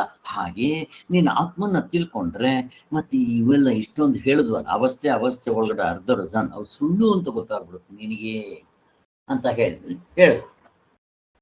ಆದ್ದರಿಂದ ಬ್ರಹ್ಮವು ಜೀವರುಗಳಾಗಿಯೂ ಜಗತ್ತಾಗಿಯೂ ಹುಟ್ಟಿದಂತೆ ಅಂತ ಅಷ್ಟೇ, ಅಂತೆ ಅಂದ್ರೆ ಅದು ಅವಿದ್ಯಾ ದೃಷ್ಟಿಯಿಂದ. ಇನ್ನು 3ನೇ ಮಂತ್ರದಲ್ಲಿ 3ನೇ ಚಾಪ್ಟರ್ನಲ್ಲಿ ಜಗತ್ತಿನ ಜನ್ಮಾದಿಗಳು ಅಂತ ಹೇಳಿದ್ಯಾ ಇಲ್ವೋ? ಹೇಳಿದೆ. ಯಾವ್ದಕ್ಕೋಸ್ಕರ? ಅವಿದ್ಯಕವೇ, ರಾಂಗ್ ನಾಲೆಡ್ಜ್ ಇಂದ ಜಗತ್ತಿನ ಜನ್ಮಾದಿಗಳು ಅಂತ ಹೇಳಿದೆ. ಯಾಕೆಂತಂದ್ರೆ ತೈತರಿ ಉಪನಿಷತ್ನಲ್ಲಿ ಪರಮಾತ್ಮ ಒಬ್ಬ ಇದ್ದ, ಯೋಚನೆ ಮಾಡಿ ಅವನು ಎಲ್ಲವನ್ನು ಸೃಷ್ಟಿ ಮಾಡ್ದ ಅಂತ ಹೇಳಿದೆ. ಚಾಂದೋಗ್ಯದಲ್ಲಿ 3 ಹೇಳಿದೆ, ಅಲ್ಲಿ 5 ಹೇಳಿದೆ. ಹೀಗೆಲ್ಲ ಹೇಳಿದೆಯೋ ಇಲ್ವೋ? ಹೇಳಿದೆ. ಅವೆಲ್ಲ ಏನಾದರೂ ಮಾಡಿ ನಿನ್ನ ಆತ್ಮತತ್ವದಲ್ಲಿ ನಿಲ್ಸೋದಕ್ಕೆ ಉಪಾಯಗಳು ಅಷ್ಟೇ. ಆದ್ರಿಂದ ಅಂತ ಹೇಳಿ ಇಲ್ಲಿ 4ನೇ ಮಂತ್ರದಲ್ಲಿ ಇಲ್ಲೂ ಇದು ತುಂಬಾ ಇಂಪಾರ್ಟೆಂಟ್. ಆತ್ಮನು ಆಕಾಶವು ಘಟಾಕಾಶ ರೂಪದಿಂದ ಹುಟ್ಟುವ ಹಾಗೆ ಜೀವರುಗಳ ರೂಪದಿಂದ ಆಕಾಶವು ಘಟಾಕಾಶದ ರೂಪದಲ್ಲಿ ಹುಟ್ಟಿರೋದಂತೆ ಅಂತ ಹೇಳಿದ್ರು. ಇಲ್ಲಿ ತುಂಬಾ ಇಂಪಾರ್ಟೆಂಟ್. ಇದನ್ನ ಚೆನ್ನಾಗಿ ಅರ್ಥ ಮಾಡ್ಕೊಂಡಿದ್ವಿ ನಾವು. ಬ್ರಹ್ಮ ಹುಟ್ಟೋದಿಲ್ಲ, ಅವನಿಂದ ಯಾವುದು ಹುಟ್ಟೋದಿಲ್ಲ ಅನ್ನೋದು ನಮ್ಗೆ ಸ್ಪಷ್ಟವಾಗಿ ಗೊತ್ತು. ಆದ್ರೂ ಇದು ನಾವೆಲ್ಲ ಇಲ್ಲಿ ವ್ಯವಹಾರ ದೃಷ್ಟಿಯಲ್ಲಿ ಇವೆಲ್ಲ ನೋಡ್ತಾ ಇದ್ರೆ ಹೆಂಗಿಲ್ಲ ಅಂತ ಹೇಳಕ್ ಬರುತ್ತೆ ಅಂತ ಹೇಳಿ, ಪರಮಾತ್ಮನು ಆಕಾಶದಂತೆ ಸೂಕ್ಷ್ಮವಾಗಿರ್ತಾನಪ್ಪ ಅಂತ ಹೇಳಿ ಇಲ್ಲಿ ಘಟಾಕಾಶ ಅಂತ ಹೇಳಿ ಆ ಮಡಿಕೆ ದೃಷ್ಟಾಂತ ಕೊಟ್ಟಿದ್ರು. ಈಗ ಹೆಂಗಿದ್ರೆ ಎಕ್ಸ್ಪ್ಲೈನ್ ಮಾಡಬೇಕು, ಮಾಡ್ತೇನವ. ಬ್ರಹ್ಮವು ತನ್ನ ಸ್ವರೂಪದಿಂದಲೇ ಇದ್ದುಕೊಂಡು ಜೀವರೂಪದಿಂದಲೂ ಶರೀರ ರೂಪದಿಂದಲೂ ಅವು ಹಾಗೆ ತೋರ್ತಾ ಇರುತ್ತೆ ಅಂತ ಹೇಳಿದ್ದಾಯ್ತು. ಅಲ್ಲಿಗೆ ಜೀವರುಗಳು ಹುಟ್ಟುತ್ತಾರೆಂಬುದು ಶ್ರುತಿಗಳಿಗೆ ತಾತ್ಪರ್ಯವಿಲ್ಲ ಅಂತ ಹೇಳಿ ಇಲ್ಲಿ ತುಂಬಾ ಇಂಪಾರ್ಟೆಂಟ್. ಚೆನ್ನಾಗಿ ಗಮನ ಕೊಟ್ಟು ಕೇಳ್ರಿ. ಇದು ಮುಂದಕ್ಕೆಲ್ಲ ಬರುತ್ತೆ. ಇವು ಎಲ್ಲದಕ್ಕೂ ಇದು ಬೇಸ್ಮೆಂಟ್ ಇದು. ಈಗ ಫಾರ್ ಎಕ್ಸಾಂಪಲ್ ನಿಮ್ಗೆ ನೆನ್ನೆನೂ ಹೇಳಿದ್ದೀನಿ ಮೊನ್ನೆ. ಈಗ ನೀವೊಂದು ಮಡಕೆಯಲ್ಲಿ ಆಗಿರೋದನ್ನ ಮಡಕೆ ಹಿಂಗೆ ಇಟ್ಕೊಂಡ್ರಿ, ಮಡಕೆ ಸೃಷ್ಟಿ ಮಾಡಿದ್ರಿ, ಕುಂಬಾರ ಮಡಕೆ ಸೃಷ್ಟಿ ಮಾಡಿ ನಿಮ್ಮ ಕೈ ಕೊಟ್ಟ. ಈಗ ಅದರಲ್ಲಿ ನೀರು ಹಾಕಿದ್ರಿ. ಈಗ ನೀರು ಹಾಕಿ ಹಿಂಗೆ ಇಟ್ಕೊಂಡಾಗ ಮೇಲ್ಗಡೆ ಆಕಾಶ ಮತ್ತೆ ಸೂರ್ಯ ಎರಡೂ ಅದರಲ್ಲಿ ಕಾಣುತ್ತೆ. ಈಗ ನಾನು ಹೇಳ್ತೀನಿ, ಈಗ ನಿಮ್ಗೆ ಆಕಾಶ ಸೂರ್ಯ ಹುಟ್ಟಿದ್ನೇನೋ ಹೇಳ್ರಿ. ಇಲ್ಲ ಸ್ವಾಮಿ, ಮಡಕೆ ಅದು ತಯಾರು ಮಾಡಿದ್ದು, ನೀವು ಬೇಕಾದ್ರೆ ಮಡಕೆ ಹುಟ್ಟು ಅಂತ ಹೇಳ್ರಿ, ಕರೆಕ್ಟ್. ಆದ್ರೆ ಆಕಾಶ ಸೂರ್ಯ ಹುಟ್ಟಿದ್ನ ಇದರಲ್ಲಿ ಏನಿಲ್ಲ. ನಾನಿವಾಗ ಹೇಳ್ತೀನಿ ಆಕಾಶ ಸೂರ್ಯ, ಈ ಮಡಕೆ ಘಟಾಕಾಶ ಅಂತ ಹೇಳ್ತೀನಲ್ಲ, ಘಟಾಕಾಶದ ಘಟ ಸೂರ್ಯ ಅಂತ ಹೇಳ್ತೀನಲ್ಲ, ಅದು ಹುಟ್ಟಿದೆ ಅಂತ ಹೇಳ್ತೀನಿ. ಎಷ್ಟಪ್ಪ ಸತ್ಯ? ಇಲ್ಲಿ ನಾನು ಇಲ್ಲಿಂದ ಅಲ್ಲಿಗೆ ತಗೊಂಡು ಹೋಗ್ತೀನಿ. ಆ ಸೂರ್ಯ ಅಥವಾ ಆಕಾಶ ಅಲ್ಲಿಗೆ ಹೋಯ್ತೇನೋ, ಅಲ್ಲಿಂದ ಇಲ್ಲಿಗೆ ತಗೊಂಡ್ಬರ್ತೀನಿ, ಅಲ್ಲಿಂದ ಇಲ್ಲಿಗೆ ಆಕಾಶ ಬಂತೇನೋ, ಸೂರ್ಯನ ಜೊತೆಗೆ ಇಟ್ಕೊಂಡ್ಬರ್ತೀನಿ. ಚೆನ್ನಾಗಿ ಅರ್ಥ ಆಗಿದೆ. ಈಗ ನಾನು ಈ ಮಡಕೆ ಒಳಗಡೆ ಸಗಣಿ ಹಾಕಿ ಕಾಯಿಸ್ತೀನಿ, ಅದು ಸುಡ್ತೀನಿ, ಅವಾಗ ಕೆಟ್ಟ ವಾಸನೆ ಬರುತ್ತೆ ಅಂತ ಇಟ್ಕೊಳ್ರಿ. ಆವಾಗ ಆ ಘಟಾಕಾಶಕ್ಕೆ ಏನಾದ್ರು ಕೆಟ್ಟ ವಾಸನೆ ಇದೆಯೇನೋ? ಇಲ್ಲ. ಇಲ್ಲಿ ಗಂಧ ಹಾಕಿ ನಾನು ಸುಡ್ತೀನಿ, ಒಳ್ಳೆ ವಾಸನೆ ಏನಾದ್ರು ಆಕಾಶಕ್ಕೆ ಅಂಟ್ಕೊಳ್ಳುತ್ತಾ ಇದೆಯೇನೋ? ಇಲ್ಲ. ಈಗ ನಾನು ಈ ಮಡಕೆಯನ್ನು ಹೊಡೆದಾಕ್ಬಿಡ್ತೇನೆ, ನಿಮ್ಮ ಘಟಾಕಾಶ ಸತ್ತೋಯ್ತೇನೋ? ನಾನು ಅದನ್ನ ತಯಾರು ಮಾಡಿದ ತಕ್ಷಣ ಹುಟ್ಟಿತು ಅಂತೀರಾ, ಅದನ್ನ ಅಲ್ಲಿಗೆ ತಗೊಂಡೋದ್ರೆ ಅಲ್ಲಿಗೆ ಹೋಯ್ತು ಅಂತೀರಾ, ಇಲ್ಲಿಗೆ ತಗೊಂಡ್ಬಂದ್ರೆ ಇಲ್ಲಿಗೆ ಬಂತು ಅಂತೀರಾ. ಅದರಲ್ಲಿ ಒಳ್ಳೇದು ಕೆಟ್ಟದ್ದು ವಾಸನೆ ಎಲ್ಲ ಈ ಉಪಾಧಿಗೆ ಸಂಬಂಧಪಟ್ಟಿರಲ್ಲ. ಇದಕ್ಕೆ ಹೆಂಗೆ ಹೊಂದುತ್ತೋ ಅದು ತಾನಾಗಿ ನೋಡುತ್ತೆ. ಯಾಕೆಂದ್ರೆ ಇದೆಲ್ಲ ಸುಮ್ಮನೆ ಅದರ ಪ್ರತಿಬಿಂಬ ಕಾಣ್ತಾ ಇದೆ ಅಲ್ವಾ, ಅಥವಾ ಮಿರರ್. ಆದ್ದರಿಂದ ಹಾಗೇ ಪರಮಾತ್ಮನ ಹುಟ್ಟೋದಿಲ್ಲ, ಅವನಿಂದ ಯಾವುದೂ ಹುಟ್ಟೋದಿಲ್ಲ. ಬಟ್ ಇಲ್ಲಿ ನಮ್ಗೆ ವ್ಯವಹಾರದಲ್ಲಿ ಈ ಜೀವಾದಿ ರೂಪಗಳು ಕಾಣ್ತಾ ಇರೋದ್ರಿಂದ ಅವಸ್ಥೆ ಒಳಗಡೆ ಇರೋ 1/2 ಡಜನ್ನು ಇವು ಅದರಂತೆ. ಅದಕ್ಕೋಸ್ಕರನೇ ಆತ್ಮನಿಗೆ ಸಾವಿಲ್ಲ. ಆತ್ಮನು ಯಾವುದರಿಂದನೂ ಹುಟ್ಟಲ್ಲ, ಆತ್ಮನಿಂದ ಇವು ಯಾವುದು ಹುಟ್ಟಿಲ್ಲ. ಮತ್ತೆ ಇದಿದ್ದಂತೆ ತೋರುತ್ತೆ ಅಂದ್ರೆ ವ್ಯವಹಾರ ದೃಷ್ಟಿಯಿಂದ ಇವು ಸತ್ಯ ಅಲ್ಲ. ಯಾಕೆ? ಕನಸು ಎಚ್ಚರದ್ದು ಕನಸಿಗೆ ಬರಲ್ಲ, ಕನಸಿಂದ ಎಚ್ಚರಕ್ಕೆ ಬರಲ್ಲ, ಇವೆರಡು ನಿದ್ದೆಗೆ ಬರಲ್ಲ, ನಮ್ಮ ಅನುಭವದಲ್ಲಿದೆ. ಆದ್ರಿಂದ ಇವನ್ ಸತ್ಯ ಅಂತ ಹೇಗೆ ಕರಿತೀಯಾ? ಕರೆಯಂಗಿಲ್ಲ ಅಂತ ಹೇಳಿದ್ದನ್ನ ನಿಲ್ಸ್ಕೊಳ್ರಿ. ಇದು ತುಂಬಾ ಇಂಪಾರ್ಟೆಂಟ್. ಈಗ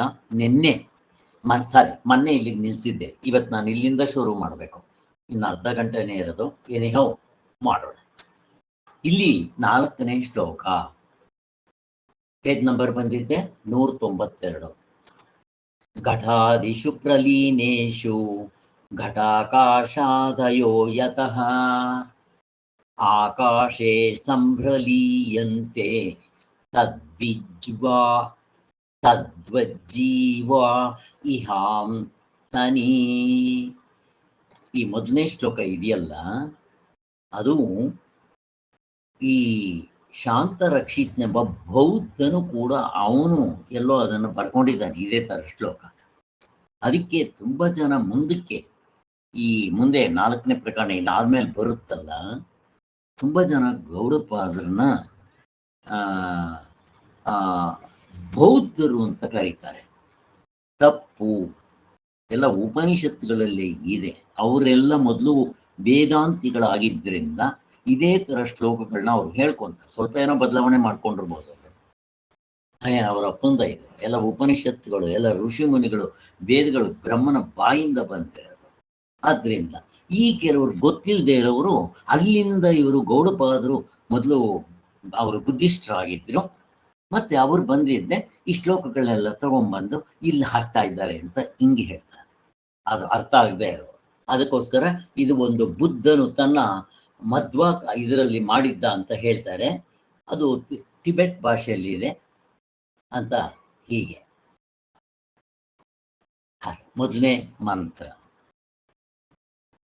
ಎರಡನೇ ಮಂತ್ರದ್ದೇನು ಅಂತಂದಾಗ, ಯತೈಕಸ್ಮಿನ್ ಘಟಾಕಾಶೆ ರಜೋ ಧೂಮಾದಿ ವೀರ್ಯತೆ ನ ಸರ್ವೇ ಸಂಪ್ರಯುಜ್ಯಂತೆ ತದ್ವಜ್ಜಿ ವಾಸು ಕಾಲಿಭಿಹಿ. ಇಲ್ಲಿ ಜೀವರುಗಳು ಪ್ರಳಯದಲ್ಲಿಯೂ, ಇಲ್ಲಿ ಪ್ರಳಯ ಸ್ಥಿತಿಕಾಲ 2 ಕೊಟ್ಟಿದ್ದಾರೆ. ಸೃಷ್ಟಿ ಸ್ಥಿತಿ ಲಯ 3 ತಗೋಬೇಕು. ಅಲ್ಲಿ ಜೀವರುಗಳ ವಿಚಾರ ಹೇಳಿದ್ರು, ಅಲ್ಲಿ ಬರೀ ಜೀವರುಗಳ ವಿಚಾರ ಹೇಳಿದ್ರು.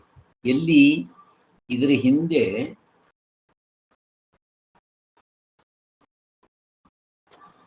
ಜನ್ಮ ಅಂತ ತಗೊಂಡಿದ್ರು ಜೀವರುಗಳಿಗೆ, ಅವೆಲ್ಲ ಅವಿಧಿಕ ದೃಷ್ಟಿ ಅಂತ ಹೇಳಿದ್ರು. ಈಗ ಈ ಮಂತ್ರದಲ್ಲಿ ಏನ್ ಮಾಡ್ತಾ ಇದ್ದಾರೆ, ಪ್ರಳಯ ಸೃಷ್ಟಿ ಸ್ಥಿತಿ ಲಯಗಳು ಕೂಡ ನಿಜವಾಗಿಲ್ಲ. ಮತ್ತೇನು ಇದಕ್ಕೆಲ್ಲ ಆಧಾರ ಅಜಬ್ರಹ್ಮ ರೂಪರೇ ಅಂತ. ಅವು ಆಗಿಲ್ಲ. ಅಕಸ್ಮಾತು ಈ ಜೀವರುಗಳು ಇಲ್ಲಿ ಇರ್ತಾರಲ್ವಾ, ಈಗ ಇದ್ದೀವಿ ನಾವೆಲ್ಲ ಜೀವರುಗಳು. ಇಲ್ಲಿ ಜೀವರುಗಳು ಅಂದ್ರೆ ಯಾರ್ಯಾರನ್ನ ತಗೋಬೇಕು ಪ್ರಶ್ನೆ ಕೇಳ್ತಾ ಇದ್ದೀವಿ. ಜೀವರುಗಳು ಯಾರ್ಯಾರನ್ನ ತಗೊಂತೀರಾ? ಏನಮ್ಮ ಕೃಷ್ಣ, ಇದು ಇವರು ಕಲ್ಪನಾ, ಯಾರಾದ್ರೂ ತಗೊಂತೀರಾ ಜೀವರುಗಳು ಅಂತ? ಅಥವಾ ಪ್ರತಿಭಾ ಯಾರಾದ್ರೂ ಹೇಳಿ. ಶ್ರೀಧರ್,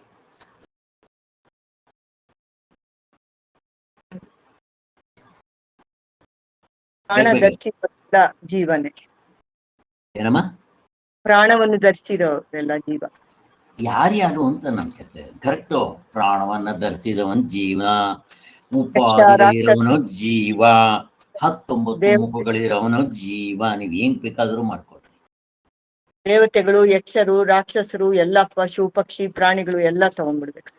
ಅಷ್ಟೆಲ್ಲ ಯಾಕೆ? ಹೋದ್ಸಲ ಹೇಳು, ಆಧ್ಯಾತ್ಮಿಕ ಆದಿದೈವಿಕ ಆದಿಭೌತಿಕ ಮುಗಿದೋಯ್ತು. ಅಲ್ಲಿ ಯಾರ್ಯಾರು ಜೀವರುಗಳಿರ್ಲಿ ಯಾರನ್ನೂ ಬಿಡಂಗಿಲ್ಲ. ಅಲ್ಲಿ ಅಷ್ಟು ತಗೋಬೇಕು ಅಂತ ಹೇಳ್ತಾ ಇರೋದಲ್ಲಿ ಜೀವರುಗಳು. ಅವರು ಇವತ್ತು ತೋರ್ತಾ ಇದ್ದಾರೆ. ಪ್ರಳಯ ಆದಾಗ ಏನಾಗುತ್ತೆ?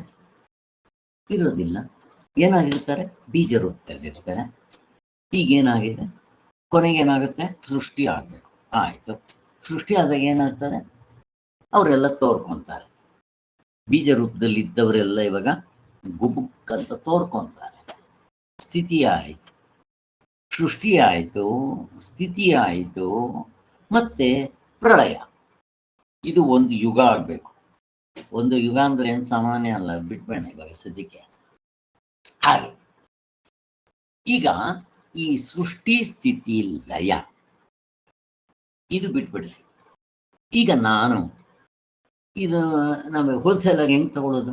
ಯಾರು ನೋಡಿದ್ದಾರೆ? ಈಗ ಒಂದು ಕಲ್ಪದವರೆಗೂ ಯಾವನಪ್ಪ ಇದ್ದಾನೆ? ಈಗ ನಾನು ಅರ್ಥ ಮಾಡ್ಕೋಬೇಕು. ಏನ್ ಮಾಡ್ಬೇಕು? ನನ್ನ ಪ್ರಶ್ನೆ, ಏನ್ ಮಾಡ್ಕೊಂತೀರಿ ಇವಾಗ? ಇವ್ ಸೃಷ್ಟಿ ಸ್ಥಿತಿ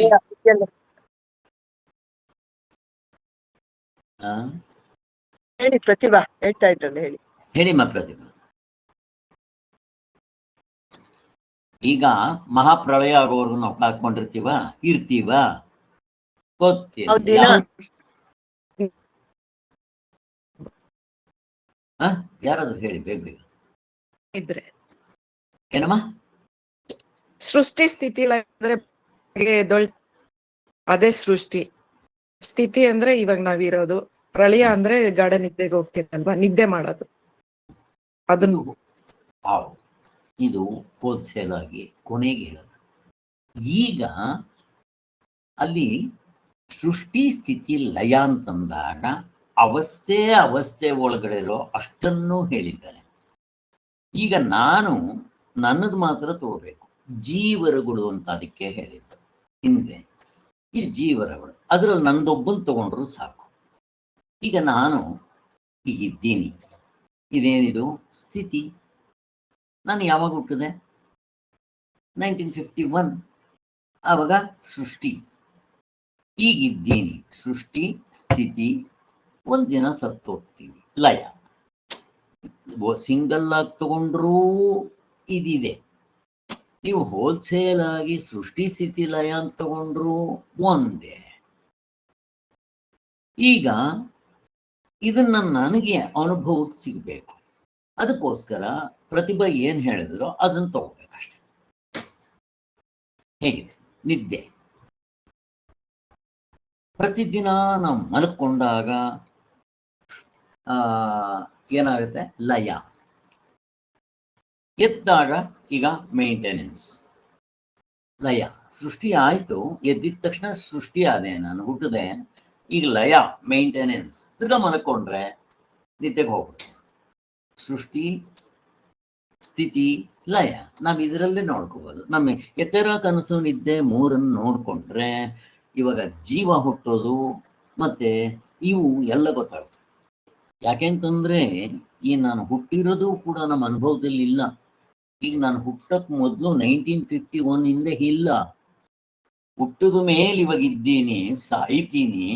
ಅದಕ್ಕಿಂತ ಹಿಂದೆ ನಾನು ಏನಾಗಿದ್ದೆ ಯಾರಿಗ್ ಗೊತ್ತು? ಅದಕ್ಕೆ ಅದು ಕುಶ ಇಮ್ಯಾಜಿನ್ ಮಾಡ್ಕೋಬೇಕು. ಶಾಸ್ತ್ರ ಹೇಳ್ದಂಗೆ ನಂಬ್ಕೋಬೇಕು. ಬಟ್ ಎಲ್ಲದಕ್ಕೂ ಒಂದೇ ಉತ್ತರ. ಯಾವ್ಯಾವುದಕ್ಕೆ? ನಿದ್ದೆ ಮತ್ತೆ ಸೃಷ್ಟಿ ಸ್ಥಿತಿ ಲಯ, ಸಮಾಧಿ ಮತ್ತೆ ಮೂರ್ಛೆ, ಅನಸ್ಥಿಷಿಯಾ ಮತ್ತೆ ಇವಕ್ಕೆಲ್ಲ ಒಂದೇ ಅರ್ಥ. ಆದ್ದರಿಂದ ನೀವು ನಿದ್ದೆ ದೇವರು ಸಾರ್ವತ್ರಿಕ ಪೂರ್ಣ ಅನುಭವ ಎಲ್ರಿಗೂ ಕೊಟ್ಟಿದ್ದಾನೆ. ಎಚ್ಚರ ಕನಸು ನಿದ್ದೆ ಈ ಮೂರನ್ನು ಪರೀಕ್ಷೆ ಮಾಡ್ರೆ ಇದರ ಬಂಡವಾಳ ಇಷ್ಟೇ ಅಂತ ಗೊತ್ತಾಗುತ್ತೆ ಅನ್ನೋದು. ಇಲ್ಲೇನು ನಂಬ್ಕೋಬೇಕಾ? ಬೇಕಾಗಿಲ್ಲ. ಇಷ್ಟು ತಗೊಳ್ತಾ ಇದ್ದಾರೆ. ಅಲ್ಲಿಗೆ ಏನಾಯ್ತು? ನಾವು ಬರೀ ಸೃಷ್ಟಿ ಸ್ಥಿತಿ ಲಯ ಹೇಳಿದ ತಕ್ಷಣ ನನ್ನ ಮನಸ್ಸಿನಲ್ಲಿ ಜೀವ, ಆಧ್ಯಾತ್ಮಿಕ, ಆದಿಭೌತಿಕ, ಆದಿದೆಲ್ಲ ಸೇರಿಸ್ತು. ಅವಸ್ಥೆ ಒಳಗಡೆ ಇರೋ ಅರ್ಧ ಡಜನ್ ಕಾಲ ದೇಶ ಕಾರ್ಯಕಾರಣಗಳು ಇಷ್ಟು ಸೇರ್ಸಿ ತಗೊಂಡ್ಬಿಡ್ಬೇಕು. ಅದಂಗೆ ಅದು ಮನಸ್ಸಿನಲ್ಲಿ, ನನ್ನ ಮನಸ್ಸಿನಲ್ಲಿ ಅದು ಇರಬೇಕು ಹಿಂದೆಗಡೆ ಬ್ಯಾಕ್ ಗ್ರೌಂಡ್. ಆದ್ದರಿಂದ ಇಲ್ಲಿ ಮತ್ತೆ ಸತ್ಯ ಏನು? ಬ್ರಹ್ಮ, ಅಜಬ್ರಹ್ಮ. ಅವನು ಹುಟ್ಟೋದಿಲ್ಲ, ಅವನಿಂದ ಏನು ಹುಟ್ಟೋದಿಲ್ಲ. ಇಷ್ಟೇ. ಹುಟ್ಟದಂತೆ ಕಾಣುತ್ತಲ್ಲ. ಯಾಕೆ? ಅವಿದ್ಯಾ ದೃಷ್ಟಿ, ರಾಂಗ್ ನಾಲೆಡ್ಜ್. ಹಾವಿದೆ ಅಂತಂದೆ, ಹುಟ್ಟಿದ್ಯೇನೋ? ಇಲ್ಲ, ನೀನ್ ತಪ್ಪಾಗಿ ತಿಳ್ಕೊಂಡಿದ್ಯಾ, ರಾಂಗ್ ನಾಲೆಡ್ಜ್ ಅಷ್ಟೇ. ಹೀಗೆ ಅವಿದ್ಯಕವಾದ. ಈಗ ತಾನೇ ಅವರು ದೃಷ್ಟಾಂತ ಕೊಟ್ಟಿದ್ರು, ಘಟಾಕಾಶಗಳು. ಅದನ್ನ ಚೆನ್ನಾಗಿ ನಾವು ತಪ್ಪಿಕೊಡ್ರಿ. ಉಪಾಧಿಗಳು ಹುಟ್ಟುವುದರಿಂದ ಆಕಾಶವು ಘಟಾಕಾಶದ ರೂಪಿಣಿ ಹುಟ್ಟಿದಂತೆ ತೋರುತ್ತಲ್ವ, ಹಾಗೆ ಇಲ್ಲಿ ಹಾಗೆ ಬ್ರಹ್ಮವು ತಾನು ಇದ್ದಂತೆ ಇರುತ್ತಿದ್ರು. ನೋಡ್ರಿ, ಆಕಾಶ ಇದ್ದಂಗೆ ಇರುತ್ತೆ, ಅದರಲ್ಲಿ ಏನು ಬದಲಾವಣೆ ಇಲ್ಲ. ಈಗ ಅದಕ್ಕೆ ಹೇಳ್ರಿ, ನೀವು ಇಲ್ಲಿ ಮಡಕೆ ಹುಟ್ಟಿಸಿದ ತಕ್ಷಣ ಆಕಾಶ ಹುಟ್ಟಿತು ಅಂತೀರ. ನೀವು ಅದರಲ್ಲಿ ನೀರು ಹಾಕಿ ನೋಡ್ಬಿಟ್ಟಿದ ತಕ್ಷಣ ನಿಮ್ಗೆ ಆಕಾಶ ಕಂಡಿದ ತಕ್ಷಣ ಆಕಾಶ ಇದ್ದಂಗೆ ಇದೆ. ಇದು ಆ ಕಡೆ ತಗೊಂಡೋದ್ರೆ ಆಕಾಶ ಹೋಯ್ತೇನೋ? ಎಲ್ಲ ನಮ್ದು. ಇದು ಉಪಾಧಿಗೆ ಸಂಬಂಧಪಟ್ಟಿರೋದು. ಉಪಾಧಿಯ ಭೇದದಿಂದ ನಾನು ಆಕಾಶ ಹುಟ್ಟಿತು, ಆಕಾಶ ಅಲ್ಲಿಗೆ ಹೋಯ್ತು, ಆಕಾಶ ಇಲ್ಲಿಗೆ ಬಂತು, ಮತ್ತು ಆಕಾಶ ಸತ್ತೋಯ್ತು, ಹಿಂಗೆಲ್ಲ ಹೇಳ್ಕೋಬೇಕಷ್ಟೆ. ಹಾಗೆ ನಾವು ಈ ಶರೀರವನ್ನು ಇಟ್ಕೊಂಡು ನಾವು ಮಾಡ್ತಾ ಇದ್ದೀವಿ ಅಂತ ಹೇಳ್ತಾ ಇದ್ದಾರೆ. ಹೀಗೆ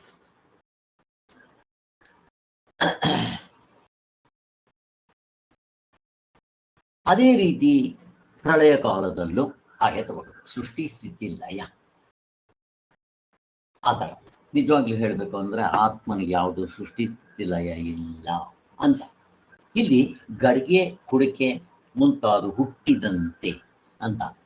ಇಲ್ಲಿ ನಾವು ಬೇಕಾದಷ್ಟು ಅದಕ್ಕೆ ಕಂಪ್ಯಾರಿಸನ್ ಕೊಟ್ಕೊಂಡು ತೋರಿಸ್ತಾರೆ, ತುಂಬ ಚೆನ್ನಾಗಿದೆ. ಇಲ್ಲಿ ಗಡಿಗೆ ಹುಟ್ಟಿದ ತಕ್ಷಣ ನಾನು ಆಕಾಶ ಹುಟ್ಟು ಅಂತೇನೆ, ಆದರೆ ಗಡಿಗೆ ಅದು ವ್ಯವಹಾರದ ದೃಷ್ಟಿಯಿಂದ ಅಲ್ವಾ? ಹಾಗೆ ಉಪಾಧಿಗಳು ನಷ್ಟವಾದ್ರೆ ಆ ಆಕಾಶಗಳು ನಷ್ಟ ಆಯ್ತು ಅಂತ ಹೇಳ್ತೀನಿ. ಇಲ್ಲಿ ಈಗ ಇನ್ನೊಂದು, ನಾನು ಒಂದು ಮಡಕೆ ಇಲ್ಲಿಟ್ಟೆ, ಅದರಲ್ಲಿ ಆಕಾಶ ಮತ್ತೆ ಸೂರ್ಯ ಎರಡು ನೋಡ್ಕೊಂಡ್ರೆ, ನೀರು ಹಾಕಿದ್ರೆ ಇನ್ನೂ ಚೆನ್ನಾಗಿ ಕಾಣುತ್ತೆ. ಈಗ ನಾನು ಅಕಸ್ಮಾತ್ 10 ಮಡಕೆ ಇಟ್ಟೆ ಅಂತ ಇಟ್ಕೊಳ್ರಿ, 10 ಆಕಾಶಗಳು ಹುಟ್ಟುತ್ತಾ 10 ಸೂರ್ಯರು ಹುಟ್ಟುತ್ತಾರೇನೋ? 100 ಇಡ್ತೀನಿ ಅಂತ ಇಟ್ಕೊಳ್ರಿ, ಅವಾಗ 100 ಸೂರ್ಯರು ಇದ್ದಾರೇನೋ? ಇಲ್ಲ. ಇಲ್ಲಿ ಎಷ್ಟೋ ಜನ ಪ್ರಶ್ನೆ ಕೇಳ್ತಾರೆ, ಮೊದಲು ಪಾಪ್ಯುಲೇಷನ್ನು ತುಂಬ ಕಡಿಮೆ ಇತ್ತು, ಈಗ ಪಾಪ್ಯುಲೇಷನ್ನು ಅಷ್ಟು ಜಾಸ್ತಿ ಆಗಿದೆಯಲ್ಲ, ಎಲ್ಲಿಂದ ಬಂದರು ಅಂತ ಕೇಳ್ತಾರೆ. ಏನು ಹೇಳ್ತೀರಪ್ಪ ಅವ್ರಿಗೆ? ನಿನ್ನೆ ನಮ್ಮ ಕೋಬ್ರದರ್ ಇದನ್ನೇ ಕೇಳಿದ್ರು, ಅವ್ರ ಮನೆಯಲ್ಲಿ ಸತ್ತಿದ್ದಾರೆ, ನಾನು ವೇದಾಂತ ಹೇಳ್ತಾ ಇದ್ದೇನೆ. ಅವ್ರಿಗೆ ಗೊತ್ತು, ಅವರು ಬೇಕಾದಷ್ಟು ಪ್ರಶ್ನೆಗಳು ಇಂಥವು ಈ ಸಮಯದಲ್ಲೇ ಪ್ರಶ್ನೆಗಳು ಬರೋದು. ಅವ್ರಿಗೂ 80 ವರ್ಷದ ಮೇಲಾಗಿದೆ, ಹಾಸಿಗೆ ಮೇಲೆ ಮಲಗಿಬಿಟ್ಟಿದ್ದಾರೆ. ಅವ್ರಿಗೆ ಯಾರಾದರೂ ಒಬ್ಬ ಅಟೆಂಡರ್ ಇರಲೇಬೇಕು, ಕುಂಡ್ರಸಕ್ಕೆ ಮಾಡೋಕ್ಕೆ ವೀಲ್ ಚೇರ್ ಇರಲೇಬೇಕು. ಹೀಗೆ ಕೊನೆ ಕಾಲದಲ್ಲಿ ನಾವು ಕಣ್ ತಕ್ಕೊಂಡು ಇವ್ರ ಪ್ರಶ್ನೆಗಳು ಕೇಳಕ್ಕೆ ಹೋಗ್ತೀವಿ, ಶಕ್ತಿ ಕೊಟ್ಟ ಕೇಳಕ್ಕೆ ಹೋಗೋದಿಲ್ಲ ನಾವು. ಹೀಗೆ ಆದ್ದರಿಂದ ಈ ಮಹಾಕಾಶ ಹೇಗೆ ತೋರ್ತಾ ಇದೆಯೋ ಹಾಗೆ ಅನೇಕ ದೇಹೇಂದ್ರಿಯ ಸಂಗಾತಿಗಳು ಉಪಾಧಿಗಳ ನಿಮಿತ್ತದಿಂದ ಹುಟ್ಟದಂತೆ ಪರಮಾರ್ಥ ದೃಷ್ಟಿಯಿಂದ ನೋಡಿದ್ರೆ ಎಂಥದೂ ಇಲ್ಲ. ಮತ್ತೇನು? ಉಪಾಧಿ ನಿಮಿತ್ತದಿಂದ, ಭ್ರಾಂತಿಯಿಂದ, ರಾಂಗ್ ನಾಲೆಡ್ಜ್ ಇಂದ ಈ ಉತ್ಪತ್ತಿ ಸ್ಥಿತಿ ಪ್ರಳಯಗಳು ಅನುಭವಿಸುತ್ತಿರುವಂತೆ ಕಾಣ್ತಾ ಇರುತ್ತೆ ಅಷ್ಟೇ. ಬ್ರಹ್ಮಕ್ಕೆ ಯಾವತ್ತು ಹುಟ್ಟಿಲ್ಲ, ಅದು ಯಾವಾಗಲೂ ಬದಲಾವಣೆ ಆಗೋದಿಲ್ಲ, ಅದು ಸಾಯೋದಿಲ್ಲ. ಹೇಗೆ ನಿಮ್ಮ ಆಕಾಶ ಹುಟ್ಟಿದ್ದೂ ಇಲ್ಲ, ಹೋಗಿದ್ದೂ ಇಲ್ಲ, ಬಂದಿದ್ದೂ ಇಲ್ಲ, ಮತ್ತೆ ಸತ್ತಿದ್ದೂ ಇಲ್ಲ. ಮಡಕೆ ಹೊಡೆದೋಗ್ಬಿಟ್ರೆ ಆಕಾಶ ಸತ್ತೋಗುತ್ತೇನೋ. ಮತ್ತೆ ಅದರಲ್ಲಿ ನೀವು ಸಗಣಿ ಹಚ್ಚಿದ್ರೆ ಅದಕ್ಕೆ ಸಗಣಿ ವಾಸನೆ ಬರುತ್ತೆ ಆಕಾಶಕ್ಕೆ, ಗಂಧ ಹಚ್ಚಿದ್ರೆ ಗಂಧದ ವಾಸನೆ ಬರುತ್ತೇನೋ? ಏನಿಲ್ಲ, ಎಲ್ಲ ಉಪಾಧಿಗೆ ಸಂಬಂಧಪಟ್ಟಿರೋದು ಅಂತ. ಉಪಾಧಿ ನಿಮಿತ್ತದಿಂದ, ಭ್ರಾಂತಿಯಿಂದ, ಕಟಾಕಾಶಗಳ ರೂಪದಿಂದ ಇವನ್ನೆಲ್ಲ ಹೇಳಿದ್ದಾಯ್ತು. ಬ್ರಹ್ಮವು ಎಂದೆಂದಿಗೂ ಜನ್ಮ ವಿಕಾರಗಳಲ್ಲೇ ಇರುತ್ತಿದ್ದರೂ ಜೀವರುಗಳ ರೂಪದಿಂದ ಉತ್ಪತ್ತಿ ಸ್ಥಿತಿ ಪ್ರಳಯಗಳು ಅನುಭವವೂ ಆಗ್ತಾ ಇರುತ್ತೆ. ಆದ್ದರಿಂದ ಶ್ರುತಿಯಲ್ಲಿ ಈ ಪುರುಷನು ಹುಟ್ಟುವಾಗ ಶರೀರವನ್ನು ಹೊಂದುತ್ತಾನೆ, ಪುರುಷನು ಹುಟ್ಟುವಾಗ. ಇಲ್ಲಿ ಶರೀರ ಹುಟ್ಟುತ್ತೆ ಹೊರತು ಆತ್ಮ ಹುಟ್ಟುತ್ತೆ ಅಂತ ಯಾರು ಹೇಳಲ್ಲ. ಬಟ್ ನನಗೆ ಆತ್ಮ ಗೊತ್ತಿಲ್ಲದೆ ಇರೋದ್ರಿಂದ ನಾನು ಹುಟ್ಟಿದೆ ಅಂತೀವಿ ಅಷ್ಟೇ, ಇಷ್ಟೇ ವ್ಯತ್ಯಾಸ.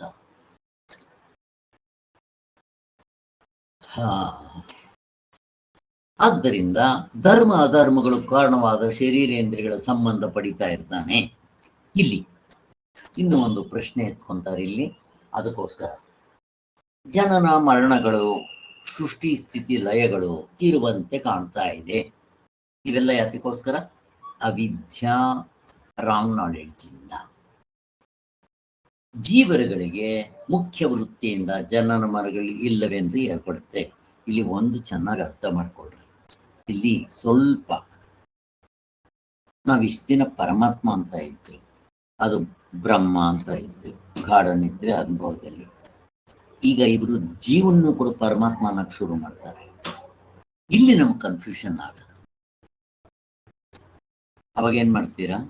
ಜೀವನ್ ಪರಮಾತ್ಮ ಅಂತಾರೆ, ಅವಾಗೇನ್ ಮಾಡ್ತೀರಾ? ಪ್ರಶ್ನೆ ಕೇಳ್ತಾ ಇದ್ದೀರಿ. ಏನ್ ಮಾಡ್ತೀರಮ್ಮ ಪ್ರತಿಭಾ? ಇದು ಕಲ್ಪನಾ, ಜೀವನ್ ಪರಮಾತ್ಮ ಅಂತಾರೆ, ಏನ್ ಮಾಡ್ತೀರಾ? ಶ್ರೀಧರ್, ಹಲೋ, ಹೇಳಮ್ಮ ಕೃಷ್ಣ.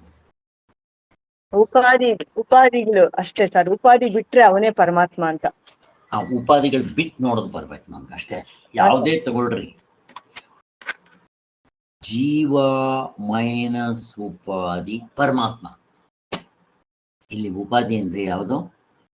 ಪ್ರಾಣ ಅಂತ ಇಟ್ಕೊಳ್ರಿ, ಅಥವಾ ಶರೀರ 19 ಮುಖಗಳು ಯಾವ್ದು ಬೇಕಾದ್ರೂ ಇಟ್ಕೊಳ್ರಿ. ಆಧ್ಯಾತ್ಮಿಕವಾಗ್ಲೂ ಅಷ್ಟೇ, ಆದಿಭೌತಿಕವಾಗ್ಲೂ ಅಷ್ಟೇ, ಆದಿದೈವಿಕವಾಗ್ಲೂ ಅಷ್ಟೇ. ಸೊ ಯಾವುದೇ ತಗೊಟ್ರಿ ಮೈನಸ್ ಪರಮಾತ್ಮ. ಈಗ ಮರ ಅಂತ ತಗೊಂತೀರಾ ಅಂತ ಇಟ್ಕೊಳ್ರಿ, ಅದರಲ್ಲಿ ಏನು ಮಾಡ್ತೀರಾ? ಪ್ರಶ್ನೆ ಕೇಳ್ತಾ ಇದ್ದೀನಿ. ಮರ ಅಂತ ರೂಪ, ನಾಮ ರೂಪ ಬಿಡ್ಬೇಕು ಸರ್, ಅಲ್ಲೂ ಅಷ್ಟೇ. ನಾಮ ರೂಪ ಕ್ರಿಯೆ ಅವುಗಳಿಂದ ಸಿಗೋ ಫಲ ಕೊನೆಗೆ ಧರ್ಮ ಅಧರ್ಮ, ಅವಳಿಗೇನಿರಲ್ಲ ಧರ್ಮ ಧರ್ಮ. ಇಲ್ಲಿ ಮನುಷ್ಯನಿಗೆ ಧರ್ಮ ಧರ್ಮಗಳು ಇವೆಲ್ಲ ಅನುಭವಿಸ್ಬೇಕಾಗತ್ತೆ ಜೀವ. ಆದರೆ ಇದು ಪರಮಾತ್ಮನಿಗೆ ಅಂಟುತ್ತಾ ಅಂತ? ಅಂಟೋದಿಲ್ಲ. ಈಗ ನೀವು ಈ ಕುಂಡದಲ್ಲಿ ಸಗಣಿ ಹಾಕಿದ್ರೆ ಪರಮಾತ್ಮನಿಗೆ ಕೆಟ್ಟ ವಾಸನೆ ಬರುತ್ತೇನೋ? ಗಂಧ ಹಾಕಿದ್ರೆ ಬರುತ್ತೇನೋ? ಬರೋದಿಲ್ಲ. ಹಾಗೆ ಪಿಕ್ಚರ್ ರನ್ ಆಗ್ತಾ ಇರುತ್ತೆ, ಸ್ಕ್ರೀನ್ಗೆ ಏನಾದರೂ ಸುಟ್ಟೋಗುತ್ತೇನೋ? ಏನೋ ಆಗುತ್ತೆ. ಹಂಗೆ ಅರ್ಥ ಮಾಡ್ತಾರೆ. ಉಪಾಧಿಗಳ ವಶದಿಂದ ಅದಕ್ಕೆ ಆದಂತೆ ಕಾಣುತ್ತೆ, ಅದಕ್ಕೆ ಆಗೋದಿಲ್ಲ. ಈಗ ಮರ ಅಂದಿದ ತಕ್ಷಣ ಸ್ವಾಮಿಗಳು ಭಗವದ್ಗೀತೆಯಲ್ಲಿ ಒಂದು ಕಡೆ ದೃಷ್ಟಾಂತ ಕೊಟ್ಟಿದ್ದಾರೆ. ಒಂದು ಸುಂದರವಾಗಿರುವ ಹೆಣ್ಣು ಬಂದರೆ ಬ್ರಹ್ಮಜ್ಞಾನಿಯಾದವನು ಆತ್ಮನ ದೃಷ್ಟಿಯಿಂದ ನೋಡ್ತಾನೆ. ಏನು ಆತ್ಮನ ದೃಷ್ಟಿ ಅಂದರೆ ಈ 19 ಮುಖಗಳು ಬಿಟ್ಟು ನೋಡ್ತಾನೆ, ಅಲ್ಲಿ ಆತ್ಮನೇ ಇರೋದು. ಸುಂದರವಾದ ಹುಡುಗಿ ಇದೆ, ಆ ಇದೇನ ಕನ್ಸಿಡರ್ ಮಾಡ್ತಾನೆ, ಮಿಕ್ಕಿರೋದೆಲ್ಲ ಬಿಟ್ಬಿಡ್ತಾನೆ. ಹೇಗಿದೆ?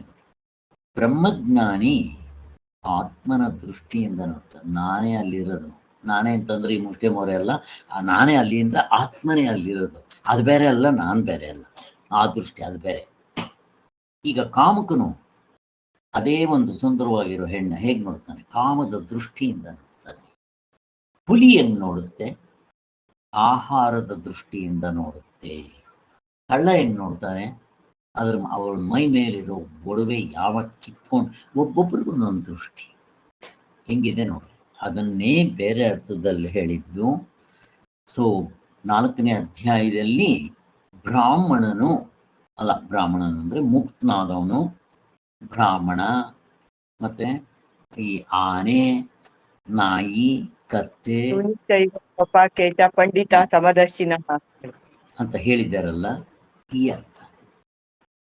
ನಾವು ಎಕ್ಸ್ಟ್ರಾ ಫಿಟ್ಟಿಂಗ್ ಬಿಟ್ ನೋಡೋದು ಬರಬೇಕು. ಬರೀ ಅಧ್ಯಾತ್ಮ ಮಾತ್ರ ಇಟ್ಕೋಬೇಡ್ರಿ. ಆದಿ ಭೌತಿಕವಾಗಿ 84 ಲಕ್ಷ ಜೀವರಾಶಿಗಳನ್ನ ಬಿಟ್ಟು ನೋಡೋದು ಬರಬೇಕು. ಅಲ್ಲ ಅದಿದೆ ಅಂದ್ರೆ ಪರಮಾತ್ಮ ಇದ್ದಾನೆ ಅಂತ ತಗೋಬೇಕು. ಎಕ್ಸ್ಟ್ರಾ ಫಿಟ್ಟಿಂಗ್ಸ್ ಏನಿರುತ್ತೋ ಬಿಟ್ಕೊಡ್ಬೇಕು. ಆದಿ ದೈವಿಕವಾಗಿ ಹಾಗೆ ನೋಡೋದು ಬರಬೇಕು. ಅವಾಗ ಎಷ್ಟು ಪರಮಾತ್ಮರು ಇರ್ತಾರೆ? ಒಬ್ಬನೇ. ಹಿಂಗೆ ನೋಡೋದು ಬರಬೇಕು ನಮಗೆ ಕಲೆ. ಸೊ ಈಗ ನೆಕ್ಸ್ಟು ಮೊದಲೇ ಎತ್ಕೊಂತಾನೆ ಏನು ಮಾಡಿದ್ರು? ಬರೀ ಜೀವಪ್ಪನ ಆಧ್ಯಾತ್ಮಿಕವಾಗಿ ತಗೊಂಡು ಅವನ ಸೃಷ್ಟಿ ಸ್ಥಿತಿ ಲಯ ಇಲ್ಲ ಅಂತ ಹೇಳಿದ್ರು. ಆಮೇಲೆ ಏನು ಮಾಡಿದ್ರು? ಈ ಹೋಲ್ಸೇಲ್ ತಗೊಂಡ್ರು. ಏನಂತ ಹೇಳಿದ್ರು? ಸೃಷ್ಟಿ ಸ್ಥಿತಿ ಲಯ ಅವನ್ನೇ ತಗೊಂಡ್ರು, ಅವು ಇಲ್ಲ ಅಂತಂದ್ರು. ನೆಕ್ಸ್ಟ್ ಇವಾಗ ಏನು? ಕ್ರಿಯಾಫಲ ಭೋಗಗಳು ಅವುಗಳನ್ನ ತಗೊತಾ ಇದ್ದಾರೆ. ಅವು ಬೇರೆ ಬೇರೆಯಾಗಿರುವಂತೆ ತೋರುತ್ತಲ್ಲ, ಅದನ್ನೇನು ಮಾಡ್ತೀರಾ ಅಂತ ಅವನ ಪ್ರಶ್ನೆ ಏನು ಅಂದರೆ, ಯಾರಾದರೂ ಹೇಳ್ತೀರಾ ಇಲ್ಲಿ? ಕ್ರಿಯಾಫಲ ಭೋಗಗಳು ಬೇರೆಯಾಗಿರುವಂತೆ ಕಾಣುತ್ತಲ್ಲ ಅಂತ. ನಾನೇ ಹೇಳ್ಬಿಡ್ತೀನಿ. ಒಬ್ಬೊಬ್ಬರಿಗೆ ಒಂದೊಂದರ ಸುಖ ಅನುಭವಿಸೋದು ಎಲ್ಲ ಇರ್ತಲ್ಲ, ಅದು ಬೇರೆ ಬೇರೆ ಇದೆಯಲ್ಲ ಅಂತ. ಹೌದು. ಇಲ್ಲಿ ಈಗ ಒಂದು ಕುಂಡದಲ್ಲಿ ಸಗಣಿ ಹಾಕಿದ್ರೆ, ಇನ್ನೊಂದು ಕುಂಡದಲ್ಲಿ ಗಂಧ ಹಾಕಿದ್ರೆ, ಈಗ ಈ ಕುಂಡದಲ್ಲಿ ಸಗಣಿ ವಾಸನೆ, ಅದರಲ್ಲಿ ಗಂಧದ ವಾಸನೆ. ಆದ್ರಿಂದ ನೀವು ಏನ್ ಬೇಕಾದರೂ ಹಾಕ್ರಿ. ಇಲ್ಲಿ 10 ಕುಂಡಗಳು ಇಟ್ಬಿಟ್ಟು ಒಂದರಲ್ಲಿ ಏನ್ ಬೇಕಾದರೂ ಹಾಕ್ರಿ, ಇನ್ನೊಂದರಲ್ಲಿ ನೀರೇ ಇಲ್ಲ, ಆಕಾಶನೇ ಇಲ್ಲ ಅಂತೀರೇನೋ. ಹಂಗೆಲ್ಲ ಏನು ಹೇಳಕ್ ಬರೋದಿಲ್ಲ. ಇಲ್ಲೆಲ್ಲ ಉಪಾಧಿಗಳ ಭೇದದಿಂದ ಹಿಂಗಾಗ್ತಾ ಇರೋದು. ಈಗ ಪ್ರಪಂಚದಲ್ಲಿ ಎಷ್ಟೊಂದು ಜನ ಇರ್ತಾರೆ, ನೋಡೋ ದೃಷ್ಟಿಯಿಂದ ಹಿಡಿದು, ಅವರ ಆಕಾರದಿಂದ ಹಿಡಿದು, ನಾಮದಿಂದ ಹಿಡಿದು, ರೂಪದಿಂದ ಹಿಡಿದು, ಅವರ ಕ್ರಿಯೆ ಡಿಫ್ರೆಂಟ್ ಆಗಿರುತ್ತೆ. ಏನವ್ರ ಕ್ರಿಯೆ? ಈಗ ನಾನು ನೋಡೋ ದೃಷ್ಟಿ ಗಂಡಸು ಹೆಂಗಸು, ಅದರಲ್ಲಿ ಇವನು ಸುಂದರ, ಇವನು ಕುರೂಪಿ, ರೋಗಷ್ಟ, ಆರೋಗ್ಯವಂತ, ಶ್ರೀಮಂತ, ಬಡವ, ಹಿಂಗೆಲ್ಲ ಎಷ್ಟೊಂದು ಡಿಫ್ರೆನ್ಸ್ ಇರುತ್ತೆ ನೋಡ್ರಿ. ಹಿಂಗೆಲ್ಲ ಆಗ್ತಾ ಇರುತ್ತೆ. ಮತ್ತು ಇವಕ್ಕೆಲ್ಲ ಕಾರಣ ಏನು ಅಂತ ಅಂದಾಗ ಧರ್ಮಗಳು ಹೇಳ್ಬಿಡ್ತೀವಿ ನಾವು. ಇಲ್ಲಿ ಎಲ್ಲವೂ ಕೂಡ ಅನಾತ್ಮದಲ್ಲೇ ಇರೋದು. ಇವು ಇವು ಆಧ್ಯಾತ್ಮಕ್ಕೆ ಯಾವುದು ಸಂಬಂಧ ಇಲ್ಲ. ಹಾಗೆ ಇಲ್ಲಿ ಕ್ರಿಯಾಪದ ಭೋಗಗಳು, ಅದಕ್ಕೆ ನಾಮ ರೂಪ ಕ್ರಿಯೆ ಮತ್ತೆ ಫಲ ಇಷ್ಟು ಸೇರಿಸ್ಕೊಂಡು ಒಟ್ಟಿಗೆ ಇಲ್ಲಿ ಕ್ರಿಯಾಫಲ ಭೋಗಗಳು ಅಂತಾರೆ. ಇಲ್ಲಿ ಕರ್ತೃತ್ವ ಭೋಕ್ತೃತ್ವ ಇಲ್ಲಿ ಇಷ್ಟು ಸೇರಿಸ್ಕೋಬೇಕು. ಬೇರೆಯಾಗಿ ಇರುವಂತೆ ತೋರ್ತಾ ಇದೆ. ಇದು ಉಪಾಧಿ ಭೇದದಿಂದ. ಪರಮಾತ್ಮನಲ್ಲಿ ಇದೇನಿರಲ್ಲ. ಹೀಗೆ ಬ್ರಹ್ಮವೆಂಬ ರೂಪದಿಂದ ಆತ್ಮನು ಒಬ್ಬನೇ. ಆತ್ಮ ಒಬ್ಬನೇ ಇರೋದು, ಬ್ರಹ್ಮ ಅಂದ್ರೆ ಒಬ್ಬನೇ.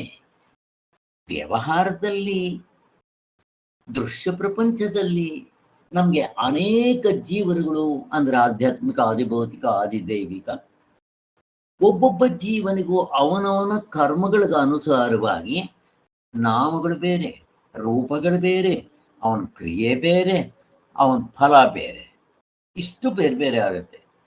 ಅದಕ್ಕೋಸ್ಕರ ಹೇಗೆ ಅಂತ ಅವನು ಕೇಳ್ತಾ ಇರೋದು ಅಂತ ಪ್ರಶ್ನೆ ಇರೋದು. ಇದಕ್ಕೆ ನಮ್ಗೆ ಇವಾಗ ತಾನೆ ಘಟಾಕಾಶ ದೃಷ್ಟಾಂತ ಕೊಟ್ಟನಲ್ಲ, ಚೆನ್ನಾಗಿ ಮೇಲೆ ಹಾಕಲಿ, ಬೇಕಾದಷ್ಟ ಅವರು ಅದನ್ನೇ ಕೊಟ್ಟಿದ್ದಾರೆ. ಒಂದರಲ್ಲಿ ಧೂಮ, ಇನ್ನೊಂದರಲ್ಲಿ ಹೊಗೆ, ಇವೆಲ್ಲ ಸೇಮ್. ಇವಾಗ ತಾನೆ ಹೇಳಿದ್ವಿ. ಮುಂತಾದ ಸಂಬಂಧವಿರುವುದರಿಂದ ಆಯಾ ಘಟಾಕಾಶಕ್ಕೆ ಹೇಗೆ ಧೂಳು ಮತ್ತೆ ಆ ಹೊಗೆ ಒಂದಕ್ಕೊಂದು ಸಂಬಂಧ ಇದ್ದಂಗೆ ತೋರುತ್ತೋ ಹಾಗೆ ಈ ಶರೀರ ಇರ್ತವೆ. ಮುಗ್ದೋಯ್ತು. ಚೆನ್ನಾಗಿ ಆ ದೃಷ್ಟಾಂತವನ್ನು ಮೆಲ್ಕ್ ಹಾಕ್ರಿ ನೀವು, ಅವಾಗ ಇದು ಪಕ್ಕ ಗೊತ್ತಾಗುತ್ತೆ ನಿಮಗೆ. ಆದ್ದರಿಂದ ಒಂದೊಂದು ಕಾರ್ಯಕರಣ ಸಂಘಾತಕ್ಕೆ ಒಬ್ಬೊಬ್ಬ ಜೀವನು ಬೇರೆಯಾಗಿರ್ತಾನೆ ಅಂತ ಕಾಣುತ್ತೆ. ಕರೆಕ್ಟ್, ಒಬ್ಬೊಬ್ಬ ಜೀವನು ಬೇರೆ ಅಂತಾನೆ. ಜೀವ ಬೇರೆ ಅಂದ್ರೆ ಅವನ ಶರೀರಗಳು ಬೇರೆ, ನಾಮಗಳು ಬೇರೆ, ಕ್ರಿಯೆ ಬೇರೆ, ರೂಪ ಬೇರೆ, ಧರ್ಮ ಅಧರ್ಮಗಳು ಬೇರೆ, ಇವೆಲ್ಲ ಬೇರೆ ಬೇರೆ ಆಗಿರುತ್ತೆ. ಬಟ್ ಈ ಉಪಾಧಿಗಳನ್ನ ಬಿಟ್ರೆ ಅವನೇ ಪರಮಾರ್ಥ, ಅವನೇ ದೇವರು. ಉಪಾಧಿ ಜೀವ ಮೈನಸ್ ಉಪಾಧಿ. ಆದಿ ಭೌತಿಕವಾಗಿ ಮತ್ತೆ ಜೀವ ಅಂದಿದ ತಕ್ಷಣ ಸ್ಥೂಲ ಶರೀರ ಸೂಕ್ಷ್ಮ ಶರೀರ ಎರಡು ತಗೋಬೇಕು. ಮೈನಸ್ ನೀವು ಶರೀರಗಳು ತಗೊಂಡ್ರೆ ಸ್ಥೂಲ ಸೂಕ್ಷ್ಮ ಮೈನಸ್ ಜೀವ ಮೈನಸ್ ಸ್ಥೂಲ ಸೂಕ್ಷ್ಮ ಶರೀರ. ಬರೀ ಆಧ್ಯಾತ್ಮಿಕ, ಆದಿಭೌತಿಕ, ಆಧ್ಯಾತ್ಮಿಕ ಎಲ್ಲ ಹಂಗೆ ತಗೋಬೇಕು. ಹಾಗೆ ಮತ್ತೆ ಧರ್ಮ ಅಧರ್ಮಗಳು ಮೀರಿರ್ತಾವ. ಮುಗಿದೋಯ್ತು, ಹೋಲ್ಸೇಲ್ ಎಲ್ಲ ಬಂದ್ಬಿಡ್ತಿದ್ವಿ. ಆಯಾ ಜೀವನಿಗೆ ಬೇರೆ ಸುಖ ದುಃಖಗಳ ಸಂಬಂಧ ಇರೋದು. ಅದು ಅಷ್ಟೇ. ಈ ಸುಖ ದುಃಖ ಎಲ್ಲಿಗೆ ಸಂಬಂಧಪಟ್ಟಿದೆ ಪ್ರಶ್ನೆ ಕೇಳ್ತಾ ಇದೆ. ಈ ಸುಖ ದುಃಖಗಳು ಎಲ್ಲಿಗೆ ಸಂಬಂಧಪಟ್ಟಿದೆ ಕಲ್ಪನಾ? ಪ್ರತಿಭಾ? ಮನಸ್ಸಿಗೆ ಸಂಬಂಧಪಟ್ಟ. ಮನಸ್ಸಿಗೆ ಸಂಬಂಧಪಟ್ಟದ. ನಿಮ್ಮ ಮನಸ್ಸು ಬೇರೆ, ನನ್ನ ಮನಸ್ಸು ಬೇರೆ. ನನಗೇ ಒಂದ್ಸಾರಿ ಇದ್ದಂಗೆ ಮನ್ಸು ಇನ್ನೊಂದು ಸಾರಿಗೆ ಇರೋಲ್ಲ ಅಲ್ವಾ? ಎಷ್ಟು ಹೆಚ್ಚು ಕಡಿಮೆ ಇದೆ ನೋಡಿ. ಇದು ನೀವು ಆತ್ಮನಿಗೆ ಹೇಳಕ್ ಹೋದ್ರೆ ನಿದ್ದೆಗೆ ಹೋದಾಗ ಮನಸ್ಸು ಇರುತ್ತೇನೋ? ಇರಲ್ಲ, ಕಿತ್ಕೊಂಡು ಹೊರಟೋಯ್ತು. ಈಗ ಎಲ್ಲರೂ ನಿದ್ದೆ ಮಾಡಿಬಿಟ್ವಿ ಅಂತ ಇಟ್ಕೊಳ್ರಿ, ಆಗ ಯಾರ್ದೇನು ಸಂಬಂಧನೂ ಇಲ್ಲ, ಅವಾಗೆಲ್ಲರೂ ಆತ್ಮನಾಗ್ಬಿಟ್ಟಿದ್ರು, ಮುಗಿದು ಹೋಯ್ತು. ಎಷ್ಟು ಸಿಂಪಲ್ ಆಗಿ ನಮ್ಮ ಅನುಭವದಲ್ಲಿದೆ ನೋಡ್ರಿ. ಈಗ ನೋಡ್ಬೇಕು ಅಂತ ಹೇಳ್ತಾ ಇದ್ದಾರೆ. ಸೊ ಒಬ್ಬರ ಕರ್ಮದ ಫಲ ಇನ್ನೊಬ್ಬರಿಗೆ ಆಗೋದಿಲ್ಲ, ಗೊತ್ತಿದೆ ನಮಗೆ. ಈಗ ನಾನು ಹೇಳ್ದೆ ನೋಡ್ರಿ, ನಮ್ಮ ಅತ್ತೆ ಮಗಳು ಸತ್ತು ಹೋಗ್ಬಿಟ್ರು, ಅವನಿಗಿರೋ ಫಲ ಅವ್ರ ಮಗನಿಗಿಲ್ಲ, ಮಗನಿಗಿರೋ ಫಲ ಅವ್ರಿಗಿಲ್ಲ. ಹೆಂಗೆ ನೋಡ್ರಿ ಎಷ್ಟು ವ್ಯತ್ಯಾಸ ಇದೆ.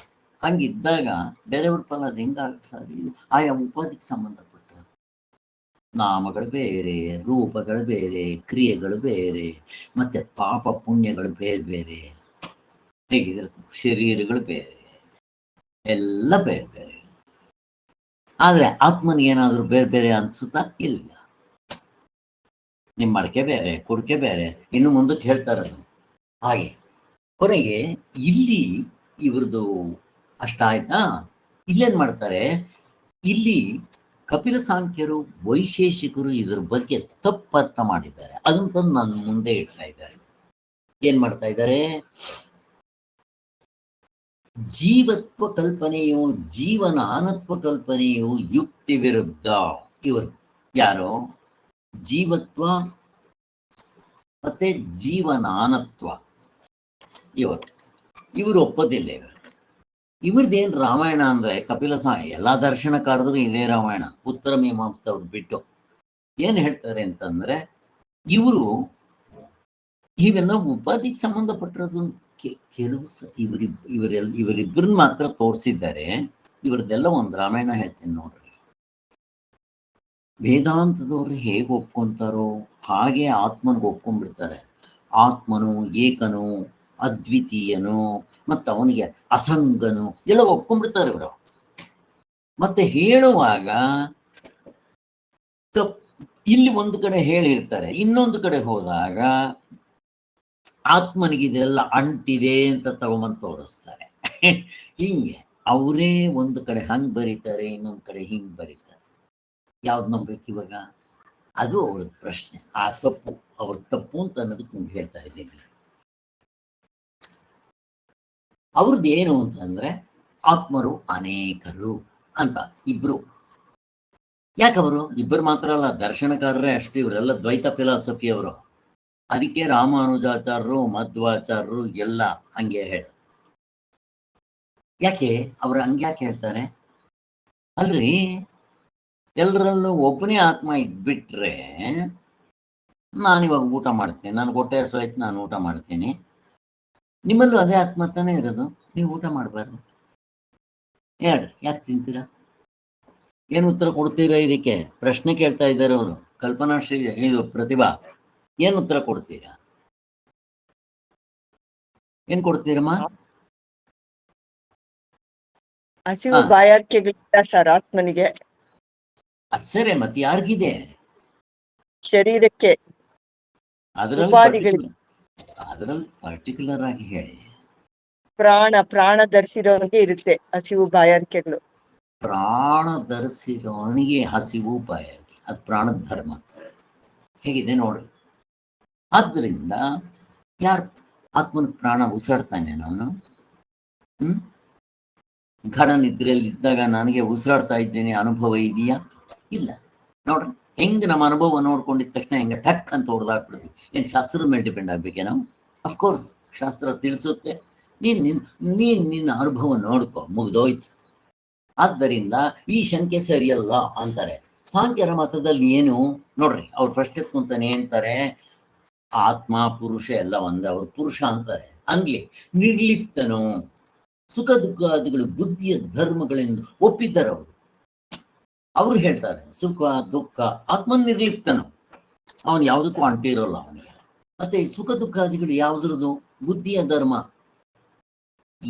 ಇವರಿದ್ದಾರಲ್ವಾ ಕಪಿಲ ಸಾಂಖ್ಯ, ಅವ್ರ ಬುದ್ಧಿನ ಇಟ್ಕೊಂತಾರೆ, ಮನಸ್ಸು ಅನ್ನೋಲ್ಲ ಅವರು.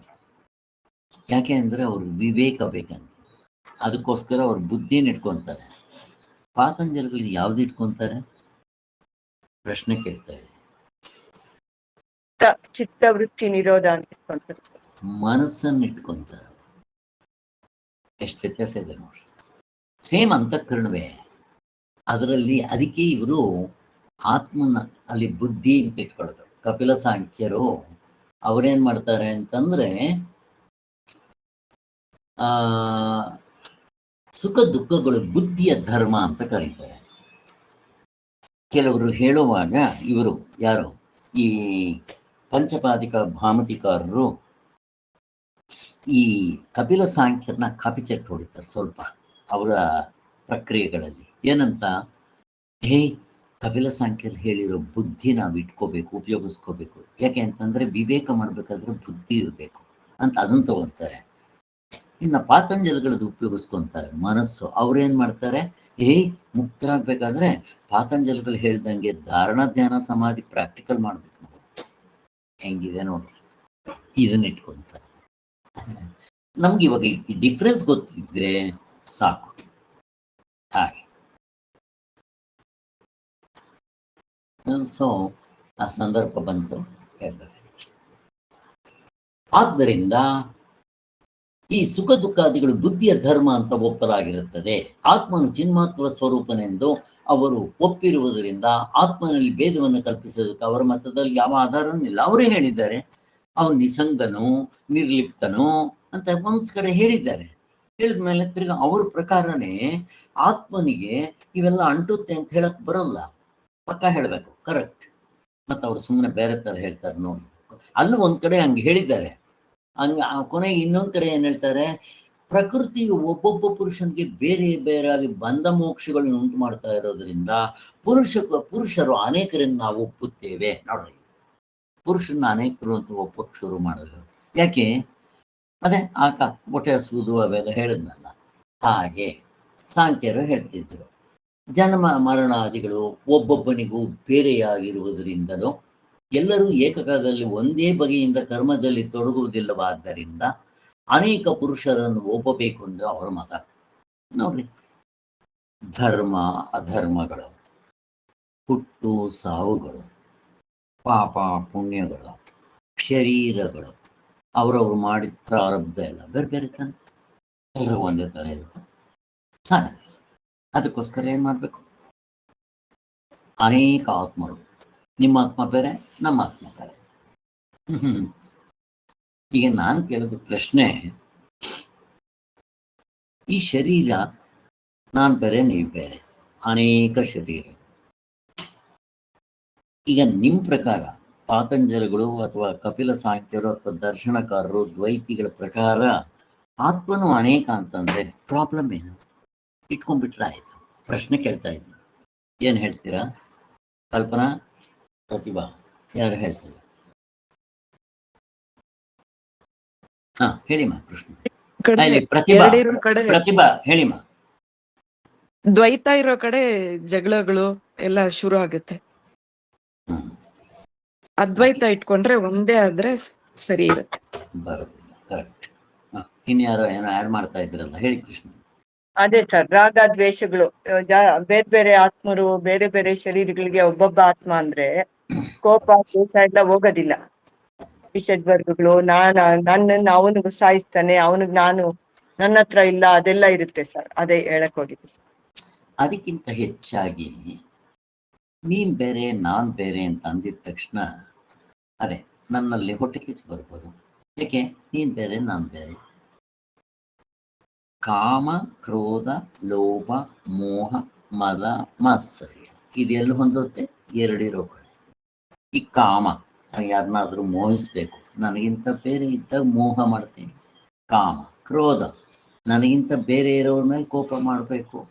ಜಿಪುಣ್ತನ, ನನ್ನ ಹತ್ರ ಇದ್ರೆ ಅವ್ರಿಗೆ ಹೋಗ್ಬಿಡುತ್ತಲ್ಲ ಅಂತ ಕೊಡದೇ ಇರ್ಬೋದು, ಕಾಮ. ಕ್ರೋಧ, ಲೋಭ. ಮೋಹ, ನನಗಿಂತ ಬೇರೆ ಎರಡಿದ್ರೆ ನಾನು ಅವ್ರನ್ನ ಮೋಹ ಮಾಡ್ಬೋದು. ಧೃತರಾಷ್ಟ್ರ ತನ್ನ ಮಗ ಬೇರೆ ಇದ್ದಿದ್ರಿಂದ ಮೋಹ ಮಾಡ್ದ. ಕಾಮ, ಕ್ರೋಧ, ಲೋಭ, ಮೋಹ, ಮದ. ಅಹಂಕಾರ ಪಡೋದಿಕ್ಕೆ ಎರಡನೇ ವಸ್ತಿಯಲ್ಲಿದೆ ಇಲ್ಲ. ಅಹಂಕಾರ, ರಾವಣ ಅಹಂಕಾರ ಪಟ್ಟ. ಭಕ್ತ ಪ್ರಹ್ಲಾದನ ತಂದೆ ಅವರ ಅಣ್ಣ ಅಹಂಕಾರ ಪಟ್ಟರು. ಯಾಕೆ?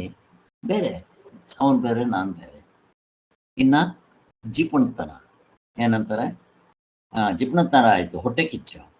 ನನಗಿಂತ ಬೇರೆ ಇದ್ರೆ ಹೊಟ್ಟೆ ಕಿಚ್ಚು ಕೊಡ್ತೇನೆ.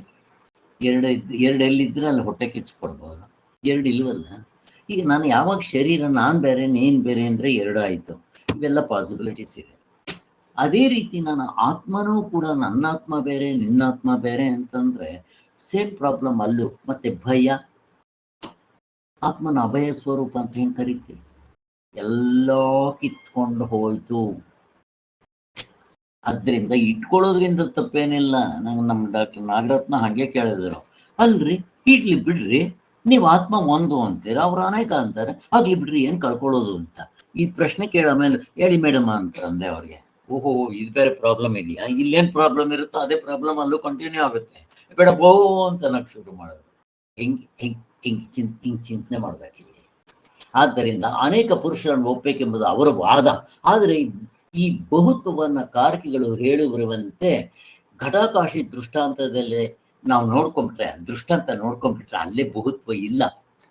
ಹೇಗಿದೆ ನೋಡ್ರಿ, ನಾನು ಒಂದು ಕುಂಡದಲ್ಲಿ ನೀರಿಡ್ತೀನಿ, ಒಂದು ಸೂರ್ಯ, ಆಕಾಶ, 100 ಇಡ್ತೀನಿ, ಈಗ 100 ಆಯ್ತಾ, ಅಲ್ಲಿ ಇರೋದು ಒಬ್ಬನೇ ಅದ್ರಲ್ಲಿ ಪ್ರತಿಬಿಂಬಿಸ್ತಾ ಇದ್ದಾನೆ ಅಷ್ಟೇ. ಹೇಳ್ರಿ ಇವಾಗ 100 ಆಕಾಶ, 100 ಸೂರ್ಯ ಅಂತ ಅನ್ರಿ ನೋಡೋಣ, ಕಿತ್ಕೊಂಡು ಆಯ್ತು. ನಿಮ್ ದೃಷ್ಟಾಂತದಲ್ಲಿ ಎಷ್ಟು ಸ್ಪಷ್ಟವಾಗಿದೆಯಲ್ಲ, ಹಂಗ್ಯಾಕೆ ನೋಡಕ್ ಬರಬಾರ್ದು ನಿಮ್ಗೆ? ಆತ್ಮನ ಒಬ್ಬನೇ, ಉಪಾಧಿಗಳಿಂದ ಬೇರೆ ಬೇರೆ. ಈ ಉಪಾಧಿ ಮೈನಸ್ ಮಾಡಿ ನೋಡ್ರಿ, ಅವನೇ ಎಲ್ಲಾ ಕಡೆ ಇರೋದು. ಬಂಧ ಮೋಕ್ಷ ವ್ಯವಹಾರವು ಪರಮಾರ್ಥವಲ್ಲೆಂದು ಸಾಂಖ್ಯರು ಹೇಳುತ್ತಿದ್ರು ನೋಡ್ರಿ. ಅವರು ಹೇಳ್ತಾರೆ ಬಂಧ ಮೋಕ್ಷ ಈ ವ್ಯವಹಾರ ಏನ್ ಹೇಳ್ತೀವೋ ಅಂದ್ರೆ ಈ ಯಾವುದು ಲೌಕಿಕ, ವೈದಿಕ, ಪಾರಮಾರ್ಥಿಕ ಎಲ್ಲವೂ ಅವಿದ್ಯೆ ಒಳಗಡೆನೆ, ಆ ಕಡೆ ಇಲ್ಲ ಅಂತ ಅವರು ಹೇಳ್ತಾರೆ. ಆದರೆ ಆ ಪ್ರಕೃತಿಗೆ ಬಂಧ ಮೋಕ್ಷ ಅಂತಾರೆ, ಲೆಕ್ಕ ಅಥವಾ ಮಾಡ್ತಾರೆ. ಪ್ರಕೃತಿಗೆ ಬಂಧ ಮೋಕ್ಷ ಅಂತಾರೆ. ಪ್ರಕೃತಿ ಅಂದ್ರೆ ಯಾವುದು? ನಮ್ಮ ಪ್ರಕಾರ ಪ್ರಕೃತಿ ಅಂದ್ರೆ ಯಾವುದು? ಪ್ರಕೃತಿಗೆ ಬಂಧ ಮೋಕ್ಷ ಗುಣಗಳು, ಅನಾತ್ಮಕ್ಕೆ ಪ್ರಕೃತಿ ಅಂತಾರೆ. ಕ್ಷೇತ್ರ ಕ್ಷೇತ್ರಜ್ಞ, ಕ್ಷೇತ್ರ ಯಾವುದು? ಕ್ಷೇತ್ರಜ್ಞ ಯಾವುದು? ಆತ್ಮನ ಕ್ಷೇತ್ರಜ್ಞ ಅಂತಾರೆ. ಕ್ಷೇತ್ರ ಅಂದ್ರೆ ಪ್ರಕೃತಿ. ಅವ್ರು ಹೇಳೋದು ಕಪಿಲ ಸಾಂಖ್ಯರು ಕ್ಷೇತ್ರ ಕ್ಷೇತ್ರಜ್ಞರ ಸಂಯೋಗ, ಅವ್ರು ಅದನ್ನು ಹೇಳ್ತಾರೆ. ನಾವು ಹೇಗೆ ಆತ್ಮ ಅನಾತ್ಮಗಳ ಕಲಬೆರಕೆ ಅಂತವೋ ಅವ್ರು ಹಂಗೆ ಕ್ಷೇತ್ರ ಕ್ಷೇತ್ರಜ್ಞರ ಕಲಬೆರಕೆ ಅಂತಾರೆ. ಹಾಗೆ ಪ್ರಕೃತಿ ಪುರುಷ, ಪ್ರಕೃತಿ ಅಂದ್ರೆ ಅವ್ರ ಪ್ರಕಾರ ಆತ್ಮ ಎಲ್ಲ ಒಂದೇ. ಕ್ಷೇತ್ರ ಅಂದ್ರೆ ಅನಾತ್ಮ, ಇವೆರಡಿಗೂ ಕಲಬೆರಕೆ ಆಗಿದೆ ಅಂತ. ಸೊ ಅದಕ್ಕೋಸ್ಕರನೇ ಅವ್ರನ್ನ ಹಾಸ್ಯ ಮಾಡ್ತಾ ಇರ್ತಾರೆ. ಪ್ರಕೃತಿ ಪುರುಷ ಅನ್ನೋ ಯೌವನನು ಪ್ರಕೃತಿ ಅನ್ನೋ ಅಜ್ಜಿಯನ್ನ ಮದುವೆ ಮಾಡ್ಕೊಂತಾನೆ ಅಂತ. ಯಾಕೆ? ಆ ಪ್ರಕೃತಿ ಎಷ್ಟೋ ವರ್ಷಗಳಿಂದ ಇದೆಯಲ್ಲ. ಯೌವನವಾಗಿರೋ ಹುಡುಗ ಆ ಮುತ್ಕಿ ಎಷ್ಟೋ ಜನ್ಮಗಳಿಂದ ಇರೋ ಪ್ರಕೃತಿಯನ್ನು ಮದುವೆ ಮಾಡ್ಕೊಂತಾನೆ ಅಂದ್ರೆ ಹೆಂಗೊಂದು ತ್ರೀ ಅಂತ ಅವ್ರನ್ನ ಹಾಸ್ಯ ಮಾಡ್ತಾ ಇರ್ತಾರೆ. ಇದೊಂದು ಜೋಕು ಅಷ್ಟೇ. ಅದಕ್ಕೋಸ್ಕರ ಅವ್ರು ಅವನ್ನೇ ಹೇಳ್ಕೊಂತಾರೆ, ಇಟ್ಕೊಂತಾರೆ ಹಾಗೆ.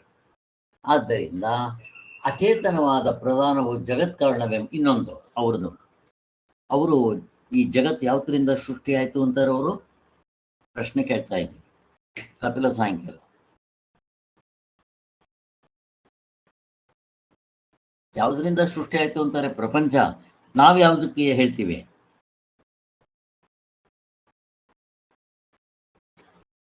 ಹಲೋ, ಯಾರು ಇದ್ದಾರೋ ಇಲ್ವೋ? ಎಲ್ರೂ ಹೋಗ್ಬಿಟ್ಟಿದ್ದೀರಾ? ಏನಮ್ಮ? ನಾವು ಪರಮಾತ್ಮನು ತೋರುವ ಬಗೆ ಅಂತ ಅಂತೀರಿ. ಅಲ್ಲಮ್ಮ, ಇರ್ಲಿ.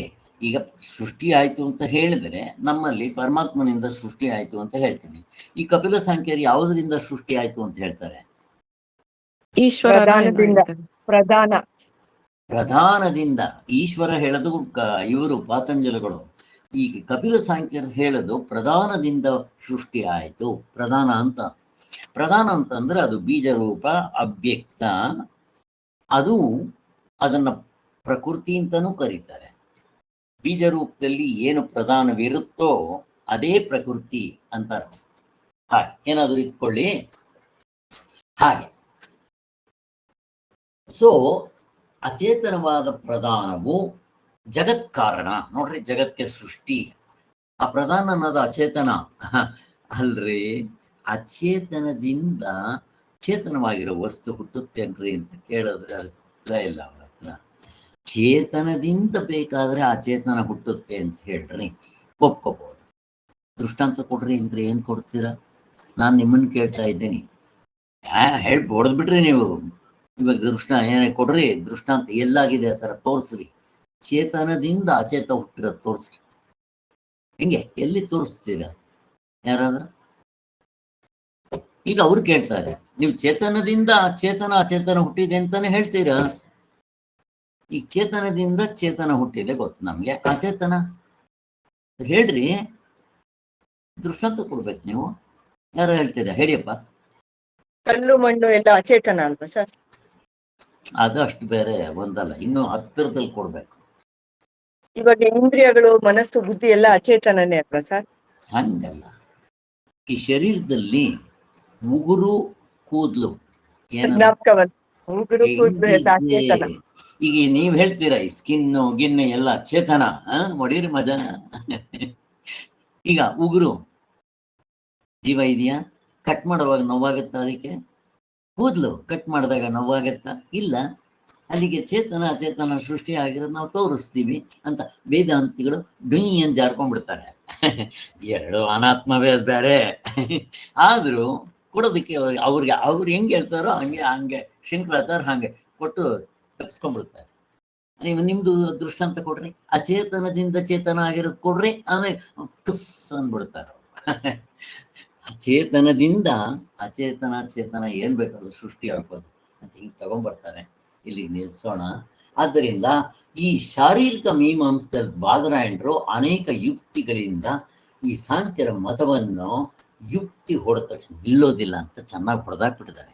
ಯಾವುದರಲ್ಲಿ? ಸೂತ್ರ ಭಾಷೆಯಲ್ಲಿ ಈ ಬಾದರಾಯಣರು ಹೊಡೆದಾಕಿದ್ದಾರೆ. ಅದಕ್ಕೆ ನಮ್ಮ ಶಂಕರಾಚಾರ್ಯರು ಕೂಡ ಭಾಷ್ಯದಲ್ಲಿ ಕರೆಕ್ಟ್ ನೀವು ಹೇಳಿರೋದು ಬಾದರಾಯಣರೇ ಅಂತ ಹೇಳಿ ಅದಕ್ಕೆ ತಕ್ಕಂತೆ ಸೂತ್ರಗಳನ್ನ ಭಾಷ್ಯ ಬರೆದಿದ್ದಾರೆ. ಇಲ್ಲಿ ನಿಲ್ಸಿರೋಣ. ನಾಳೆ ವೈಶೇಷಿಕ ನೋಡ್ಬೇಕಾದ್ರೆ ನೋಡ್ತಾರೆ. ಓಂ ಶಾಂತಿ ಶಾಂತಿ ಶಾಂತಿ. ಜೈ.